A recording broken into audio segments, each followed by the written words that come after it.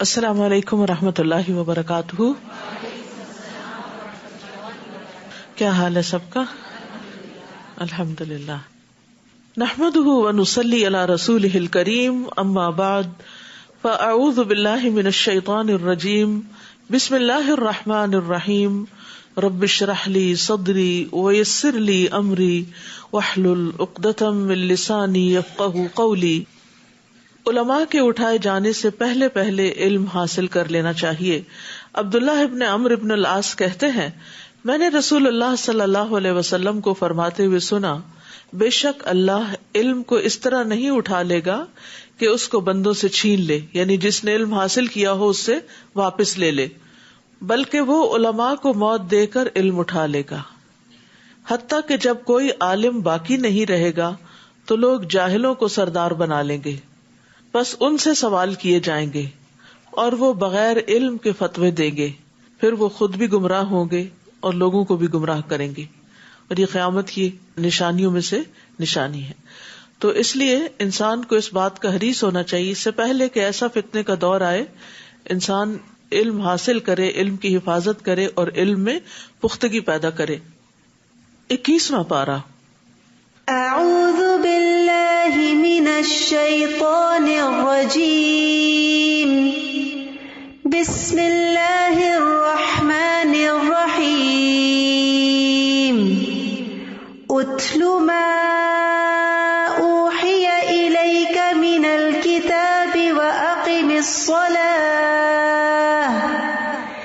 ان الصلاة تنہی عن الفحشاء والمنکر وَلَذِكْرُ اللَّهِ أَكْبَرُ وَاللَّهُ يَعْلَمُ مَا تَصْنَعُونَ.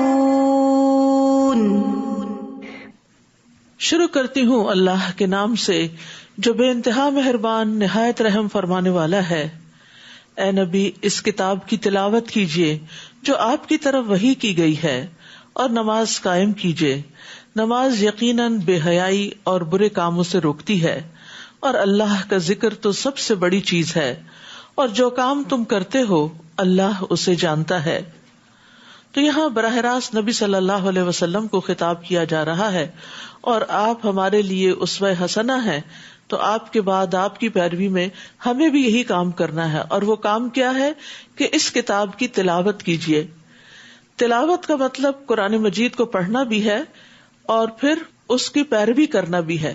تلا یتلو تلون کا مطلب ہوتا ہے کسی چیز کے پیچھے پیچھے آنا، یعنی اس کا تتبع کرنا، اس کو فالو کرنا، جو احکامات اس قرآن میں ہیں ان پر عمل کرنا. قرآن کی کثرت سے تلاوت انسان کی بصیرت میں اضافہ کرتی ہے، اس کے علم کی باریکیوں کے خزانوں کو اس پر کھول دیتی ہے. اور یہ کتاب ایسی نہیں کہ جس کو پہلی بار پڑھنے سے یا صرف ایک بار پڑھنے سے ہی اس کے سارے فائدے حاصل ہو جائیں، بلکہ جو آپ اس کو پڑھتے جائیں گے، یعنی ایک دفعہ ختم ہو تو پھر شروع کر دیں، تلا یتلو تلون، اس کو پڑھتے چلے جائیں. اور وقت کے ساتھ ساتھ آپ کا علم بھی بڑھتا ہے، آپ کا تجربہ بھی بڑھتا ہے، آپ کے اوپر مختلف طرح کی کیفیات آتی ہیں. ان سب میں قرآن کی تلاوت انسان کو بے پناہ فائدہ عطا کرتی ہے، اور اس کے راز انسان پر جب کھلتے ہیں تو اس کی روح سیراب ہو جاتی ہے. اور جیسے جیسے پڑھنے والا قرآن کو کثرت سے پڑھتا جاتا ہے تو قرآن اس کو اپنی روشنیوں کی مزید چمک عطا کرتا ہے، اور پھر انسان اللہ کی طرف راغب ہو جاتا ہے. اور اتلو میں ایک پڑھ سنانے کا معنی بھی ہے، اور نبی صلی اللہ علیہ وسلم کے لیے خاص طور پر یہ تھا کیونکہ جبریل آپ کے پاس قرآن لا رہے تھے، تو آپ کی یہ ذمہ داری بھی تھی کہ آپ اب لوگوں کو پڑھ کے سنائیں، یعنی صرف لکھا ہوا نہیں دیا جائے گا بلکہ پڑھ کے سنایا جائے گا. تو جب آپ پر کوئی سورت نازل ہوتی تھی تو آپ لوگوں میں اس کو پڑھ کے سناتے، نمازوں میں پڑھ کے سناتے. وَأَقِمِ الصَّلَاةَ، اور نماز قائم کیجیے. نماز قائم کرنے میں اس کی تمام شروط، اس کے آداب اور واجبات، سنن، ان تمام چیزوں کا اہتمام لازم ہے. اور پھر خاص طور پر خشوع و خضوع سے پڑھی گئی نماز، اس کا فائدہ کیا ہے؟ ان الصلاۃ تنہی عن الفحشاء والمنکر، کہ انسان کو بے حیائی اور برائی سے روکتی ہے. بے حیائی فحشاء کھلے بڑے گناہوں کو کہتے ہیں، اور منکر ہر وہ عمل جس سے شریعت اور انسان کی عقل انکار کرتی ہے. تو نماز کا انسان کی زندگی میں ایک اثر ہونا چاہیے. نماز صرف زبانی، قلبی اور بدنی عبادت ہی نہیں، یعنی یہ ایک ایسی عبادت ہے جو ہمارے دل، زبان اور سارے اعضاء کو شریک کرتی ہے، لیکن اس کا امپیکٹ ہماری پوری لائف پر ہونا چاہیے. اور سب سے زیادہ یہ کہ انسان بے حیائی کے کاموں سے رک جائے، بڑی بڑی برائیوں اور بڑے بڑے گناہوں سے رک جائے. اور یہ صرف اسی وقت ہو سکتا ہے جب انسان نماز کو سوچ سمجھ کے پڑھے، توجہ سے پڑھے، اس بات کا یقین رکھے کہ میں اللہ کے حضور کھڑا ہوں، اور وہ نماز انسان کے اندر اللہ کے ڈر میں مزید اضافہ کرے. تو نماز اگر کوئی شخص صحیح طریقے پر پڑھتا ہے تو یہ ہو نہیں سکتا کہ پھر اس کی برائیاں اس سے نہ چھوٹیں، کیونکہ نماز اس کو اپنا احتساب کرنا بھی سکھاتی ہے. اور آپ نے دیکھا ہوگا کہ نماز کے اندر اپنی کوتاہیاں بھی یاد آتی ہیں، اور بھی بہت سی چیزیں یاد آتی ہیں. جب انسان ساری دنیا سے منقطع ہو جاتا ہے اور اللہ سبحانہ وتعالیٰ کے سامنے کھڑے ہو کر ایک نقطے پر فوکس کرتا ہے، تو ایک پروسیس ہے، یہ ایک عمل ہے جس سے انسان کا تزکیہ ہوتا ہے. اندر کی خرابیاں بھی دور ہوتی ہیں اور باہر کی بھی. شرط یہ ہے کہ انسان اس کو صحیح طریقے سے ادا کرنے والا ہو، صحیح طریقے میں ظاہری آداب بھی اور باطنی آداب بھی. ابو ہریرہ سے مروی ہے، وہ کہتے ہیں کہ ایک آدمی نبی صلی اللہ علیہ وسلم کی خدمت میں حاضر ہوا اور کہنے لگا، فلاں آدمی رات کو نماز پڑھتا ہے اور دن کو چوری کرتا ہے. آپ نے فرمایا، عنقریب اس کی نماز اسے اس کام سے روک دے گی. یعنی بہت دفعہ یہ سوال لوگوں کے اندر پیدا ہوتا ہے کہ کچھ لوگ نماز پڑھتے ہیں لیکن برے کام نہیں چھوڑتے. لیکن اگر ایک شخص نماز کی پابندی اختیار کرتا ہے اور اس کو پورے شعور سے ادا کرتا ہے تو ایک دن آتا ہے کہ یہ نماز غالب آ جاتی ہے اور برائیاں پیچھے چلی جاتی ہیں. اسی طرح نماز جو ہے وہ گناہوں کا بوجھ بھی ہلکا کرتی ہے. رسول اللہ صلی اللہ علیہ وسلم نے فرمایا، جب بندہ نماز کے لیے کھڑا ہوتا ہے اس کے سارے گناہ لا کر اس کے کندھوں پر رکھ دیے جاتے ہیں، اور جب وہ رکوع کرتا ہے تو اس کے گناہ جھڑتے ہیں، اور جب وہ سجدہ کرتا ہے تو اس کے گناہ جھڑتے ہیں. وَلَا تُجَادِلُوا أَهْلَ الْكِتَابِ إِلَّا بِالَّتِي هِيَ أَحْسَنُ.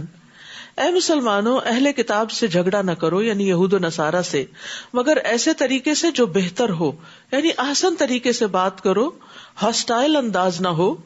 اور صرف انہی سے جھگڑا کرو جنہوں نے ان میں سے ظلم کیا، یعنی جو تمہارے ساتھ پھر سختی سے بات کرے تو پھر تم اس کے جواب میں آرگیومنٹ لا سکتے ہو، ورنہ آرام سے، سکون سے، تسلی سے، عمدہ طریقے سے بات کرو. اور ان سے یوں کہو کہ ہم تو اس پر بھی ایمان لاتے ہیں جو ہماری طرف نازل کیا گیا، اور اس پر بھی جو تمہاری طرف نازل کیا گیا، اور ہمارا اور تمہارا الہ ایک ہی ہے، اور ہم اس کے فرما بردار ہیں. تو یہ بہت بڑی حکمت کی بات یہاں سکھا دی گئی کہ اہل کتاب سے جب واسطہ ہو اور دین کے موضوع پر، اسلام کے ٹاپک پر بات ہو تو اس وقت کامن گراؤنڈز پر بات ہو، یعنی کہ ایک ٹرسٹ بلڈ کیا جائے کہ جب ہمارا رب ایک ہے، جب ہمارے دین کا سورس ایک ہے، جب ہم ایمان ان ساری کتابوں پر لاتے ہیں تو پھر ہمیں آپس میں جھگڑنے کی ضرورت نہیں، بلکہ صحیح طور پر محمد صلی اللہ علیہ وسلم کی رسالت کو مان لینے کی ضرورت ہے. اور اے نبی، ہم نے اسی طرح آپ پر یہ کتاب نازل کی ہے، اس پر وہ لوگ ایمان لاتے ہیں جنہیں ہم نے پہلے کتاب دی تھی، اور ان اہل مکہ میں سے بھی کچھ لوگ ایمان لاتے ہیں، اور ہماری آیات سے انکار تو کافر لوگ ہی کیا کرتے ہیں. اور اے نبی صلی اللہ علیہ وسلم، اس سے پہلے آپ نہ تو کوئی کتاب پڑھ سکتے تھے اور نہ اپنے ہاتھ سے لکھ سکتے تھے، کیونکہ آپ امی تھے، لکھنا پڑھنا نہیں جانتے تھے. اگر ایسی بات ہوتی تو باطل پرست شبہے میں پڑ سکتے تھے، لیکن اب انہیں یقین ہونا چاہیے کہ ایک نبی جو 40 سال تک اس نے نہ کبھی پڑھا نہ لکھا، اب وہ اتنی بڑی حکمت کی باتیں کرنے لگا ہے، اتنا عمدہ کلام انہیں سنانے لگا ہے، تو یہ اس کے اپنی طرف سے نہیں ہے، یہ اس نے خود نہیں گھڑا، بلکہ اللہ سبحانہ تعالیٰ کی طرف سے ہی آیا ہے.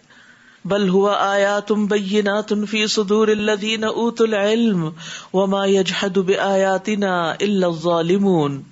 بلکہ وہ قرآن تو واضح آیات ہیں جو ان لوگوں کے سینوں میں محفوظ ہیں جنہیں علم دیا گیا. تو صاحب علم کون ہوتا ہے؟ جس کے سینے میں قرآن ہوتا ہے. اس لیے ہم میں سے ہر ایک کو اس بات کی حرص اور کوشش دونوں رکھنی چاہیے کہ ہم قرآن کو یاد بھی کریں، یعنی قرآن کو سینے میں محفوظ کریں. یعنی جتنا ہمیں حفظ ہے اسی کو کافی نہ سمجھے بلکہ اس سے آگے بڑھیں. اور ہماری آیات سے ظالم لوگوں کے سوا کوئی انکار نہیں کرتا. حقیقت یہ ہے کہ حفظ قرآن جو ہے نا، یہ اللہ تعالیٰ کی بہت بڑی نعمت ہے. حسن کہتے ہیں اس امت کو قرآن کا حفظ عطا کیا گیا جبکہ ان سے پہلے لوگ صرف اپنی کتاب کو دیکھ کر ہی پڑھ سکتے تھے. یعنی تورات کے حافظ آپ کو نہیں ملیں گے, انجیل کے حافظ نہیں ملیں گے, یہ حافظ آپ کو قرآن ہی کے ملیں گے. اور یہ اس امت پر بہت بڑا انعام ہے اللہ تعالیٰ کا. جب وہ اس کو پڑھ کر بند کرتے تو جو کچھ اس میں حفظ ہوتا اس کو حفظ نہ کر سکتے تھے سوائے انبیاء کے. یعنی تورات اور انجیل وغیرہ کو صرف انبیاء ہی یاد رکھتے.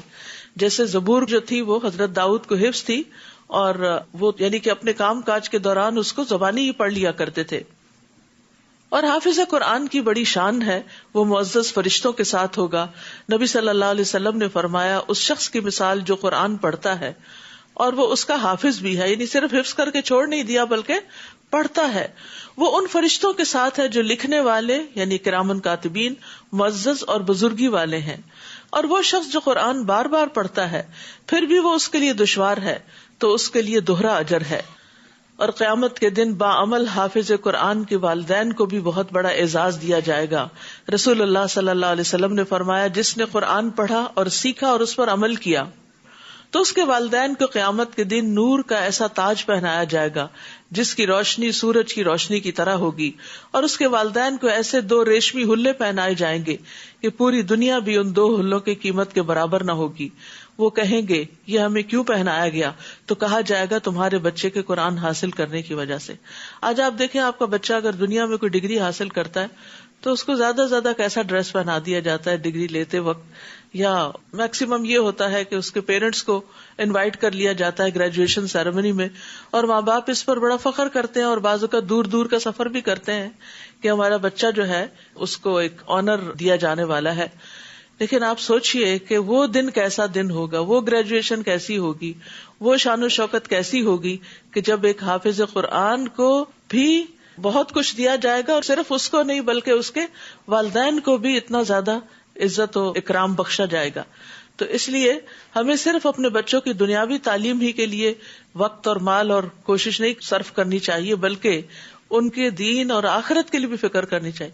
حفظ قرآن کا عمل جو ہے یہ بڑا صبر آزما ہوتا ہے, اور اس میں بہت پریشرز ہوتے ہیں. ایک تو خود قرآن یاد کرنے کا ہوتا ہے, دوسرا لوگوں کا بڑا پریشر ہوتا ہے. تم کب تک اس کو آؤٹ آف اسکول رکھو گی, کب یہ اسکول کی یا کب دنیا کی تعلیم حاصل کرے گا, کب یہ آگے بڑھے گا, یہ پیچھے رہ رہا ہے, یہ دوسرے بچوں سے بیہائنڈ جا رہا ہے وغیرہ وغیرہ. اپنے دوست رشتے دار ملنے جلنے والے, حتیٰ کہ بچہ بھی بعض اوقات احساس کمتری کا شکار ہو جاتا ہے کہ شاید میں پیچھے رہ رہا ہوں. تو ایسی احادیث جو ہے ان کو سناتے رہنا چاہیے کیونکہ اس میں بہت بڑی موٹیویشن ہے, اور اللہ تعالیٰ ہمیں توفیق دے کہ ہم اپنی اولادوں کی ایسی تربیت کر سکیں, اور اللہ ان کو بھی توفیق دے کہ وہ اس قرآن کو حفظ کرنے کے بعد سنبھال بھی سکیں اور مرتے دم تک اس کے محافظ ہوں. نیز وہ کہتے ہیں کہ اس نبی پر اس کے رب کی طرف سے کوئی معجزے کیوں نہیں اتارے گئے؟ آپ ان سے کہیے کہ معجزے تو اللہ کے پاس ہیں اور میں تو صرف ایک کھلم کھلا ڈرانے والا ہوں. کیا انہیں یہ کافی نہیں کہ ہم نے ان پر یہ کتاب نازل کی جو انہیں پڑھ کر سنائی جاتی ہے؟ اس میں ایمان لانے والوں کے لیے یقیناً رحمت اور نصیحت ہے. یعنی یہ اہل مکہ اور کوئی نشانی کیوں طلب کرتے ہیں حالانکہ قرآن کریم سب سے بڑی نشانیوں میں سے ایک نشانی ہے, اور نبی صلی اللہ علیہ وسلم کی نبوت بھی اسی سے ثابت ہوتی ہے کہ آپ امی تھے, پڑھے لکھے نہیں تھے, لیکن آپ نے یہ کتاب پیش کی. تو وہ اور نشانیاں طلب کرنے کی بجائے اسی نشانی پر غور کریں, اس کو پڑھیں, تو اس سے کیا ہوگا, ان کے ایمان میں بھی اور علم اور عمل میں اضافہ ہوگا. حقیقت یہ ہے کہ ہر نبی کو معجزے عطا کیے گئے, لیکن وہ معجزے ان کے ساتھ ہی ختم بھی ہو گئے. رسول اللہ صلی اللہ علیہ وسلم نے فرمایا ہر نبی کو ایسے معجزے عطا کیے گئے جو اس جیسے دوسرے انبیاء کو بھی عطا کیے گئے, یعنی ملتے جلتے معجزے بھی تھے, اور لوگ اس پر ایمان لائے. اور مجھے جو معجزہ عطا کیا گیا وہ وحی الہی یعنی قرآن ہے جو اللہ نے میری طرف نازل کیا ہے, اور مجھے امید ہے کہ قیامت کے دن میری پیروی کرنے والوں کی تعداد ان سے زیادہ ہوگی. تو خود نبی صلی اللہ علیہ وسلم کے قول سے یہ پتہ چلتا ہے کہ یہ قرآن ایک معجزہ ہے, اور جس طرح آپ کی رسالت قیامت تک ہے اسی طرح آپ کا یہ معجزہ بھی قیامت تک باقی رہے گا. آپ ان سے کہیے میرے اور تمہارے درمیان گواہی کے لیے اللہ کافی ہے. آسمانوں اور زمین میں جو کچھ ہے اسے وہ جانتا ہے, اور جو لوگ باطل کو مانتے اور اللہ کا انکار کرتے ہیں وہی نقصان اٹھانے والے ہیں. یہ لوگ آپ سے جلد عذاب لانے کا مطالبہ کرتے ہیں، اور اگر عذاب کا وقت مقرر نہ ہوتا تو وہ ان پر آ چکا ہوتا، اور وہ ان پر اس طرح اچانک آ جائے گا کہ انہیں خبر تک نہ ہوگی۔ یہ آپ سے جلد عذاب لانے کا مطالبہ کرتے ہیں، حالانکہ جہنم کافروں کو گھیرے میں لے چکی ہے۔ جس دن عذاب انہیں اوپر سے ڈھانپ لے گا اور پاؤں کے نیچے سے بھی، اور اللہ تعالیٰ فرمائے گا جو کچھ تم کرتے رہے اب اس کا مزہ چکھو۔ یہ عذاب کی شدت بتائی جا رہی ہے کہ جہنم کا عذاب کتنا سخت ہوگا۔ اب تھوڑی دیر کے لیے امیجن کریں کہ آپ کسی کمرے میں ہیں اور اس کمرے کے فلور کو بھی آگ لگ جاتی ہے اور چھت سے بھی آگ ٹپکنے لگتی ہے۔ آپ کیا کرنا چاہیں گے؟ وہاں سے بھاگنا چاہیں گے، لیکن جہنم سے کوئی بھاگ بھی نہیں سکے گا۔ یہاں جو بات کی جا رہی ہے کہ عذاب اوپر سے بھی ڈھانپ لے گا اور نیچے سے بھی، اور وہ بیچ میں پھنس جائیں گے اور وہاں سے نکل نہ سکیں گے۔ تو جہنم کا عذاب کوئی معمولی چیز نہیں ہے، اس لیے انسان کو ہر وہ کام چھوڑ دینا چاہیے کہ جس پر اللہ سبحانہ وتعالیٰ نے عذاب کی وعید سنائی ہے۔ یا عبادی الذین آمنوا ان ارضی واسعۃ فإیایا فاعبدون، اے میرے بندو جو ایمان لائے ہو، میری زمین یقیناً بڑی وسیع ہے، لہذا میری ہی عبادت کرو۔ یعنی کوئی بھی ایسی زمین، کوئی بھی ایسی جگہ جہاں انسان توحید پر، ایک اللہ کی عبادت پر قادر نہ ہو، اور جہاں انسان حرام کاموں سے نہ بچ سکے، پھر انسان کو وہ جگہ چھوڑ دینی چاہیے تاکہ انسان اپنی زندگی اللہ کی عبادت میں گزار سکے۔ کیونکہ کل قیامت کو کوئی بھی انسان یہ عذر اور بہانہ نہیں کر سکے گا کہ یا رب، چونکہ میں ایسی جگہ رہتا تھا، ایسے ملک میں رہتا تھا، ایسے لوگوں میں رہتا تھا کہ میری مجبوریاں تھی کہ میں پھر تیری نافرمانی کے کام کرتا رہتا۔ نہیں، کل نفس ذائقۃ الموت ثم الینا ترجعون، ہر شخص کو موت کا مزہ چکھنا ہے، پھر تم ہماری ہی طرف لوٹائے جاؤ گے۔ اور وہ لوگ جو ایمان لائے اور انہوں نے نیک عمل کیے، ہم انہیں جنت کے بالا خانوں میں جگہ دیں گے جن کے نیچے نہریں بہ رہی ہیں، اس میں وہ ہمیشہ رہیں گے۔ عمل کرنے والوں کے لیے کیا ہی اچھا اجر ہے۔ یعنی جو لوگ اللہ کی خاطر ہجرت کریں گے، عمل صالح کریں گے، اللہ تعالیٰ ان کو بہترین نعم البدل عطا کرے گا ایسی جنتوں کی صورت میں۔ الذین صبروا وعلی ربہم یتوکلون، جنہوں نے مصائب پہ صبر کیا اور اپنے رب پر بھروسہ رکھتے ہیں۔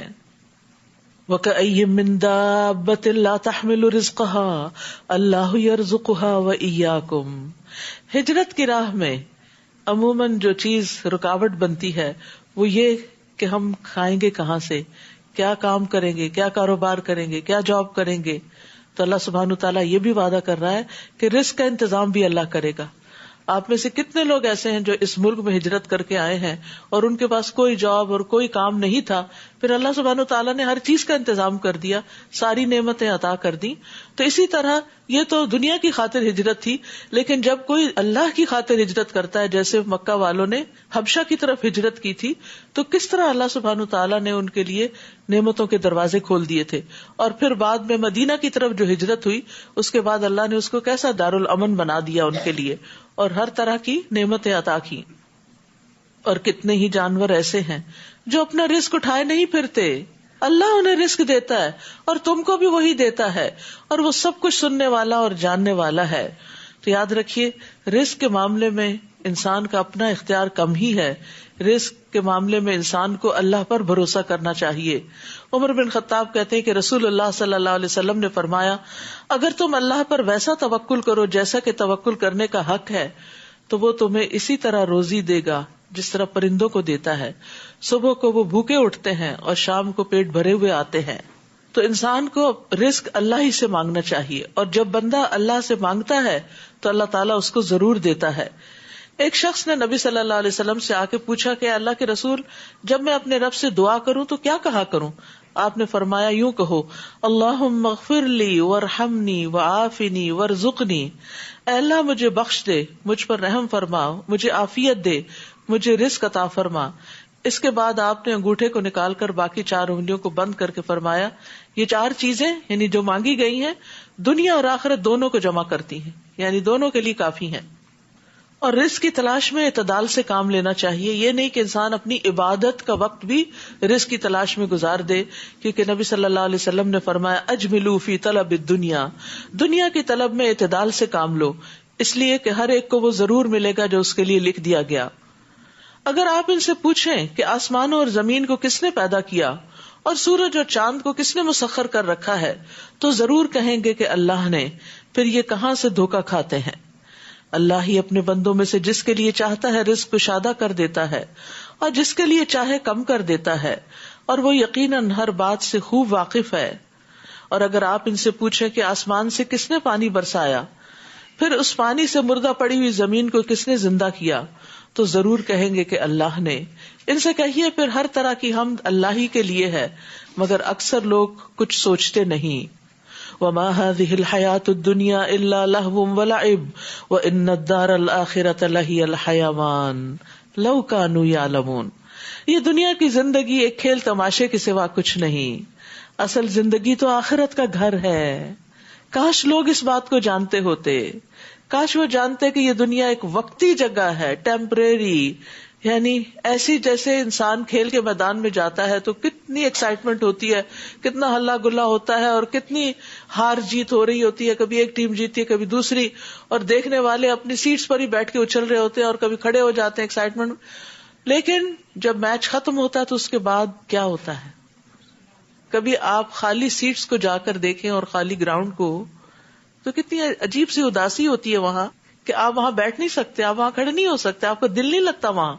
یہ کیسی جگہ ہے عجیب سی.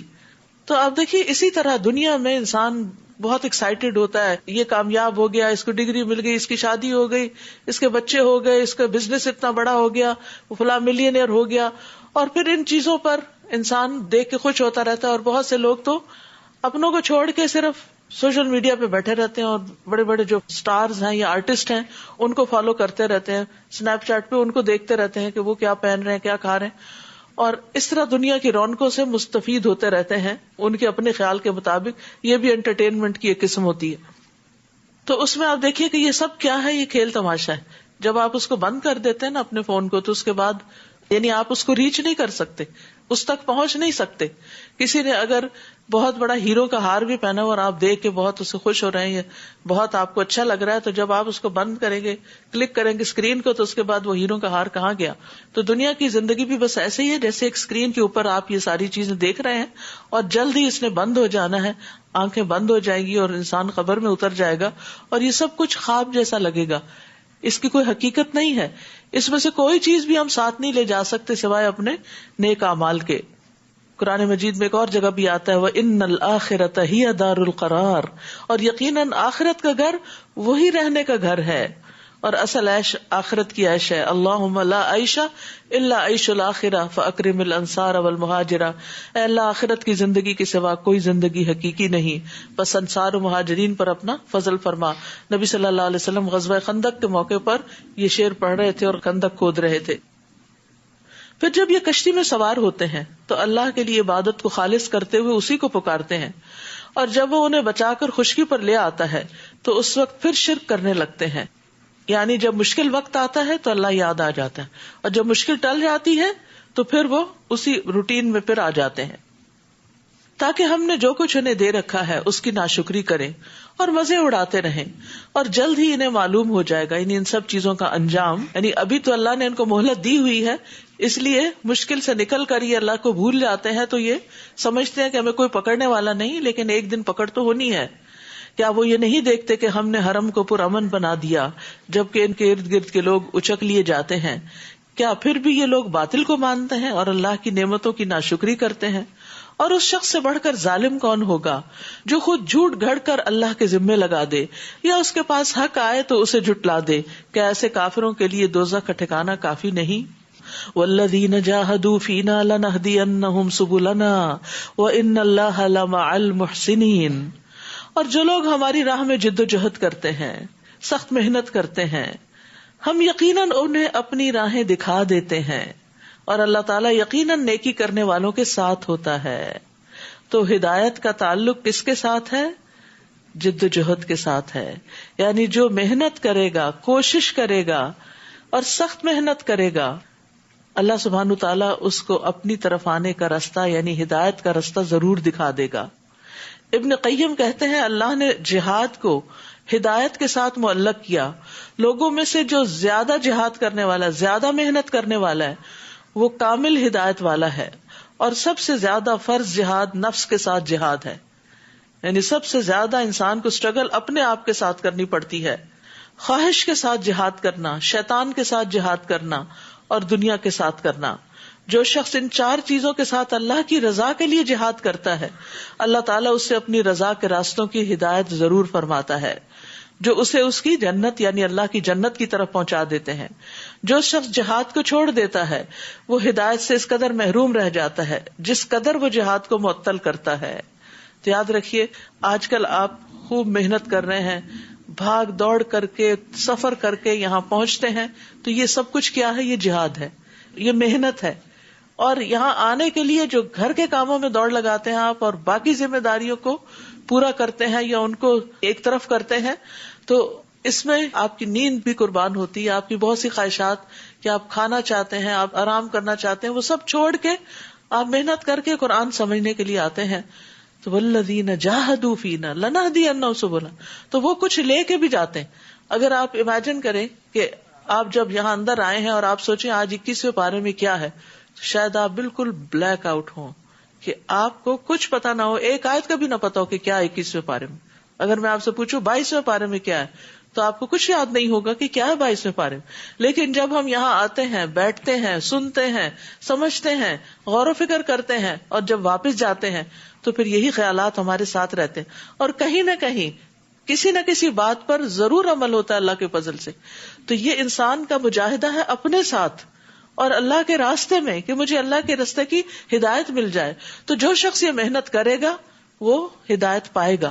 لیکن جو لوگ اس چیز کے لیے وقت نہیں نکالتے، حالانکہ وہ نکال سکتے ہیں، اگر آپ نے قربانیاں کی ہیں تو وہ بھی کر سکتے ہیں، اور اگر وہ نہیں کرتے تو پھر یہ لطف اور یہ ایمان کی حلاوت اور یہ ہدایت اور روشنی اور رستے کی رہنمائی اور نیک اعمال کا علم یہ ان کو حاصل نہیں ہوتا.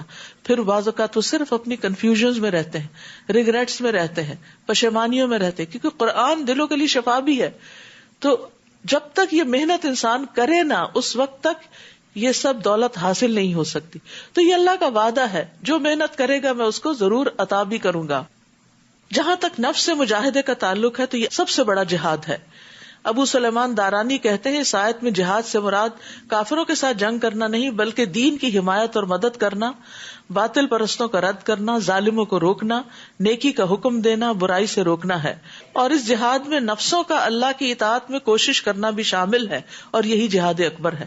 یعنی نفس کو اللہ کی اطاعت کے لیے راغب کرنا، یہ کیا ہے؟ جہاد اکبر ہے. رسول اللہ صلی اللہ علیہ وسلم نے فرمایا، مسند احمد کی روایت ہے، مجاہد وہ ہوتا ہے جو اللہ کی اطاعت کے معاملے میں اپنے نفس سے جہاد کرے. نفس جو ہے نا وہ برائی پہ اکساتا ہے، ان النفس لامارۃ بالسوء. لیکن انسان جب نفس کی نہیں مانتا، اپنی نیند قربان کرتا ہے، بھوک قربان کرتا ہے اور روزہ رکھ لیتا ہے اور قیام اللیل کرتا ہے، تو یہ دراصل اپنے ساتھ کیا کر رہا ہوتا ہے؟ جہاد کر رہا ہوتا ہے. تو مجاہد وہ ہوتا ہے جو اللہ کی اطاعت کے معاملے میں اپنے نفس سے جہاد کرے. اسی طرح انسان صرف جان سے نہیں، نفس سے نہیں بلکہ مال سے بھی جہاد کرتا ہے. ایک شخص نبی صلی اللہ علیہ وسلم کے پاس آیا اور اس نے پوچھا، لوگوں میں سے افضل کون ہے؟ تو آپ نے فرمایا، جو شخص اپنے مال اور اپنے نفس کے ساتھ اللہ کے راستے میں جہاد کرے. رسول اللہ صلی اللہ علیہ وسلم نے یہ خوشخبری بھی دی، اللہ تبارک و تعالیٰ کی راہ میں جہاد کرو، کیونکہ اللہ کے راستے میں جہاد کرنا جنت کے دروازوں میں سے ایک دروازہ ہے جس کے ذریعے اللہ انسان کو غم اور پریشانی سے نجات عطا فرماتا ہے. یعنی جب آپ اس کام میں لگتے ہیں، اللہ کے راستے میں دوڑنے لگتے ہیں، تو اس کے نتیجے میں آپ کو غموں اور پریشانیوں سے بھی نجات ملتی ہے. سورۃ الروم. بسم اللہ الرحمن الرحیم. الف لام میم.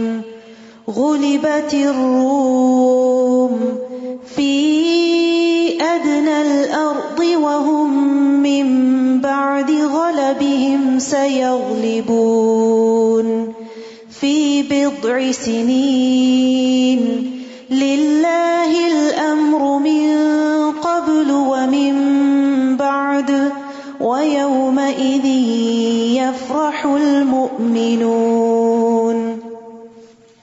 بسم اللہ الرحمن الرحیم. الف لام میم.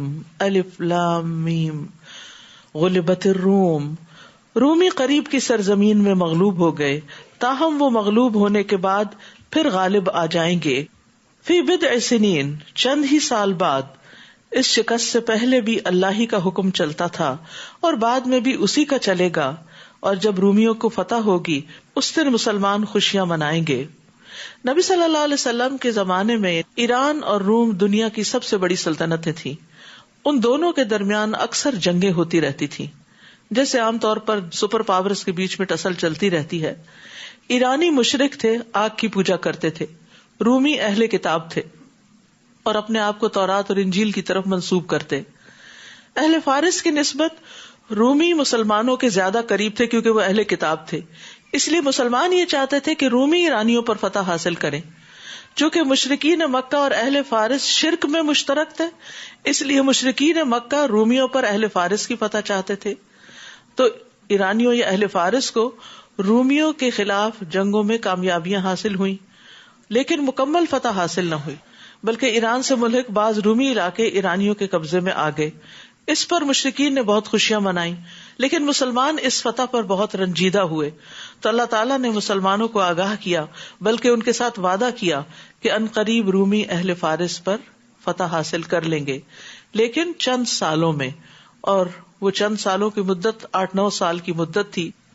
اور پھر کہا جاتا ہے کہ یہ فتح اس دن ہوئی جس دن مسلمان جنگ بدر میں کامیاب ہوئے تھے، اور یہ ایک پیشن گوئی تھی. وَيَوْمَئِذٍ، اور جس دن رومی غالب آئیں گے اس دن مسلمان خوشیاں منائیں گے. دوہری خوشیاں، ایک تو رومیوں کے غالب آنے کی اور دوسرے مسلمانوں کی فتح کی. انہیں بھی اللہ کی مدد حاصل ہوگی. اللہ جسے چاہتا ہے نصرت بخشتا ہے، وہ سب پر غالب اور رحم کرنے والا ہے. یہ اللہ کا وعدہ ہے اور اللہ اپنے وعدے کی خلاف ورزی نہیں کرتا، مگر اکثر لوگ یہ بات جانتے نہیں. اسی لیے جب ہم شک میں پڑے رہتے ہیں نا، جب ہمیں پتہ چلتا ہے اس کام پہ جنت ملے گی، پھر ہم کہتے پتہ نہیں ملے گی بھی یا نہیں ملے گی، تو کریں یا نہ کریں، پھر ریلکٹنٹ ہو کے کرتے ہیں. لیکن اگر ہم یہ کہ نہیں اللہ کا وعدہ ہے، اللہ نے وعدہ کر رکھا ہے، وہ ضرور اس کا اجر عطا کرے گا، تو پھر انسان زیادہ کنوکشن کے ساتھ نیک عمل کرتا ہے. یعلمون ظاہرا من الحیات الدنیا وہم عن الآخرۃ ہم غافلون. وہ صرف دنیا کی زندگی کا ظاہری پہلو جانتے ہیں، صرف دنیا کی کامیابیوں کو جانتے ہیں، اور آخرت سے وہ بالکل غافل ہیں. حسن بصری کہتے ہیں، ان میں سے کوئی شخص ایک درہم کو اپنے ناخن سے ٹھوکر مار کے اس کا وزن تو معلوم کر لیتا ہے کہ یہ کتنے گرام کا ہے، اور اس میں غلطی نہیں کھاتا، مگر اس کو اچھی طرح نماز نہیں پڑھنی آتی. یہ ہے اس آیت کا مطلب کہ یعلمون ظاہرا من الحیات الدنیا، دنیا کی زندگی میں بڑے ماہر ہیں، لیکن دین کے معاملے میں بالکل کورے نکمے. اور بہت سے لوگ دنیا میں بہت آگے چلے جاتے ہیں، ایکسٹرا آرڈنری کامیابیاں حاصل کرتے ہیں، لیکن قرآن پڑھنا ہی نہیں جانتے. اسی طرح انہیں نہیں پتا کہ انہیں اس مال پر جو انہوں نے کما رکھا ہے زکوٰۃ بھی دینی ہے. تو جو لوگ معیشت کے اسباب جانے لیکن آخرت کو نہ جانے، جو لوگ اپنی کھیتی باڑی کرنا جانے لیکن دین کا کوئی علم ان کے پاس نہ ہو، جو لوگ کنسٹرکشن کا کام تو جانے لیکن آخرت کے لیے کیا تعمیر کرنا، جنت کن کاموں سے تعمیر ہوتی ہے وہ نہ جانے، تو ایسے ہی لوگ اس آیت کا مصداق ہیں.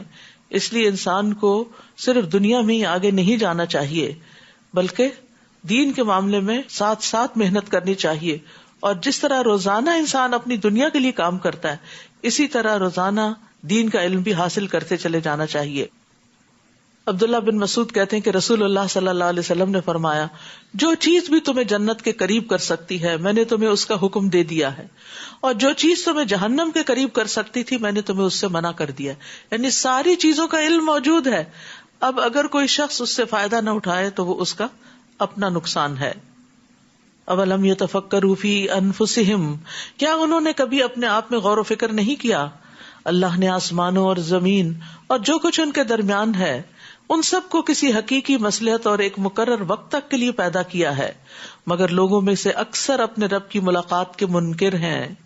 کیا ان لوگوں نے زمین میں چل پھر کر یہ نہیں دیکھا کہ ان لوگوں کا انجام کیا ہوا جو ان سے پہلے گزر چکے ہیں؟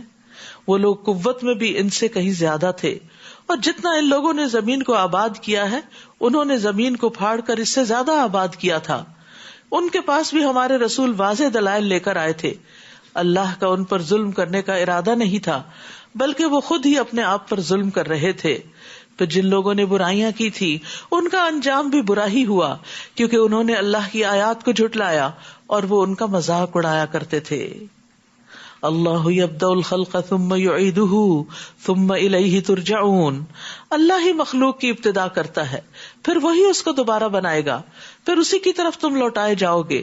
اور جس دن قیامت قائم ہوگی تو مجرم لوگ سخت مایوس ہو جائیں گے, کیونکہ انہیں نظر آئے گا کہ اس دن کی تو ہم نے تیاری ہی نہیں کی تھی. اور یہاں قیامت کو ساعہ کہا گیا ہے, گھڑی, جس دن وہ گھڑی آ جائے گی, کیونکہ قیامت کلمح بالبصر, آنکھ جھپکنے کی دیر یا اس سے بھی جلدی واقع ہو جائے گی. اور جس دن قیامت قائم ہوگی لوگ الگ الگ گروہوں میں بٹ جائیں گے, الگ الگ گروہ بن جائیں گے. فَأَمَّا الَّذِينَ آمَنُوا وَعَمِلُوا الصَّالِحَاتِ فَهُمْ فِي رَوْضَةٍ يُحْبَرُونَ. یعنی جو لوگ ایمان لائے اور نیک عمل کیے تو وہ جنت کے باغیچوں میں خوش و خرم ہوں گے. وَأَمَّا الَّذِينَ كَفَرُوا وَكَذَّبُوا بِآيَاتِنَا وَلِقَاءِ الْآخِرَةِ فَأُولَئِكَ فِي الْعَذَابِ مُحْضَرُونَ. اور جنہوں نے کفر کیا اور ہماری آیات اور آخرت کی ملاقات کو جھٹلایا تو ایسے لوگوں کو عذاب میں رکھا جائے گا. فسبحان اللہ حین تمسون وحین تصبحون. پس تم اللہ کی تسبیح کرو شام کے وقت بھی اور صبح کے وقت بھی, کیونکہ وہ سارے گناہوں کو مٹانے کا ذریعہ بن جاتی ہے, سورج غروب ہونے سے پہلے اور سورج طلوع ہونے سے پہلے. آسمانوں اور زمین میں اسی کے لیے حمد ہے, اور تسبیح کرو اس کی تیسرے پہر اور جبکہ تم پر ظہر کا وقت آتا ہے. وہی زندہ کو مردہ سے اور مردہ کو زندہ سے نکالتا ہے اور زمین کو اس کے مردہ ہونے کے بعد زندہ کرتا ہے. اسی طرح تم بھی مرنے کے بعد زمین سے نکالے جاؤ گے. یعنی اتنی خوبصورت یہ دلیل لگتی ہے مجھے کہ تم اپنے سامنے تخلیق کے عمل کو دیکھتے ہو کہ کس طرح مختلف چیزیں پیدا ہوتی ہیں اور ان کی پیدائش میں تمہارا کوئی ہاتھ نہیں ہوتا, وہ ایک قدرتی عمل کے نتیجے میں سامنے آ رہی ہوتی ہیں. تو اس کے پیچھے تو کوئی ہے نا, خود بخود تو نہیں ہو رہا. تو جو آج ان چیزوں کو بنا رہا ہے وہ کل بھی ان کو بنائے گا. اس سے دلیل ملتی ہے قیامت کے آنے کی, یوم الدین کے قائم ہونے کی. اور اس لیے یقین رکھنا چاہیے. انسان کے دل میں کبھی شک آ ہی جاتا ہے تو شک نہیں کرنا چاہیے.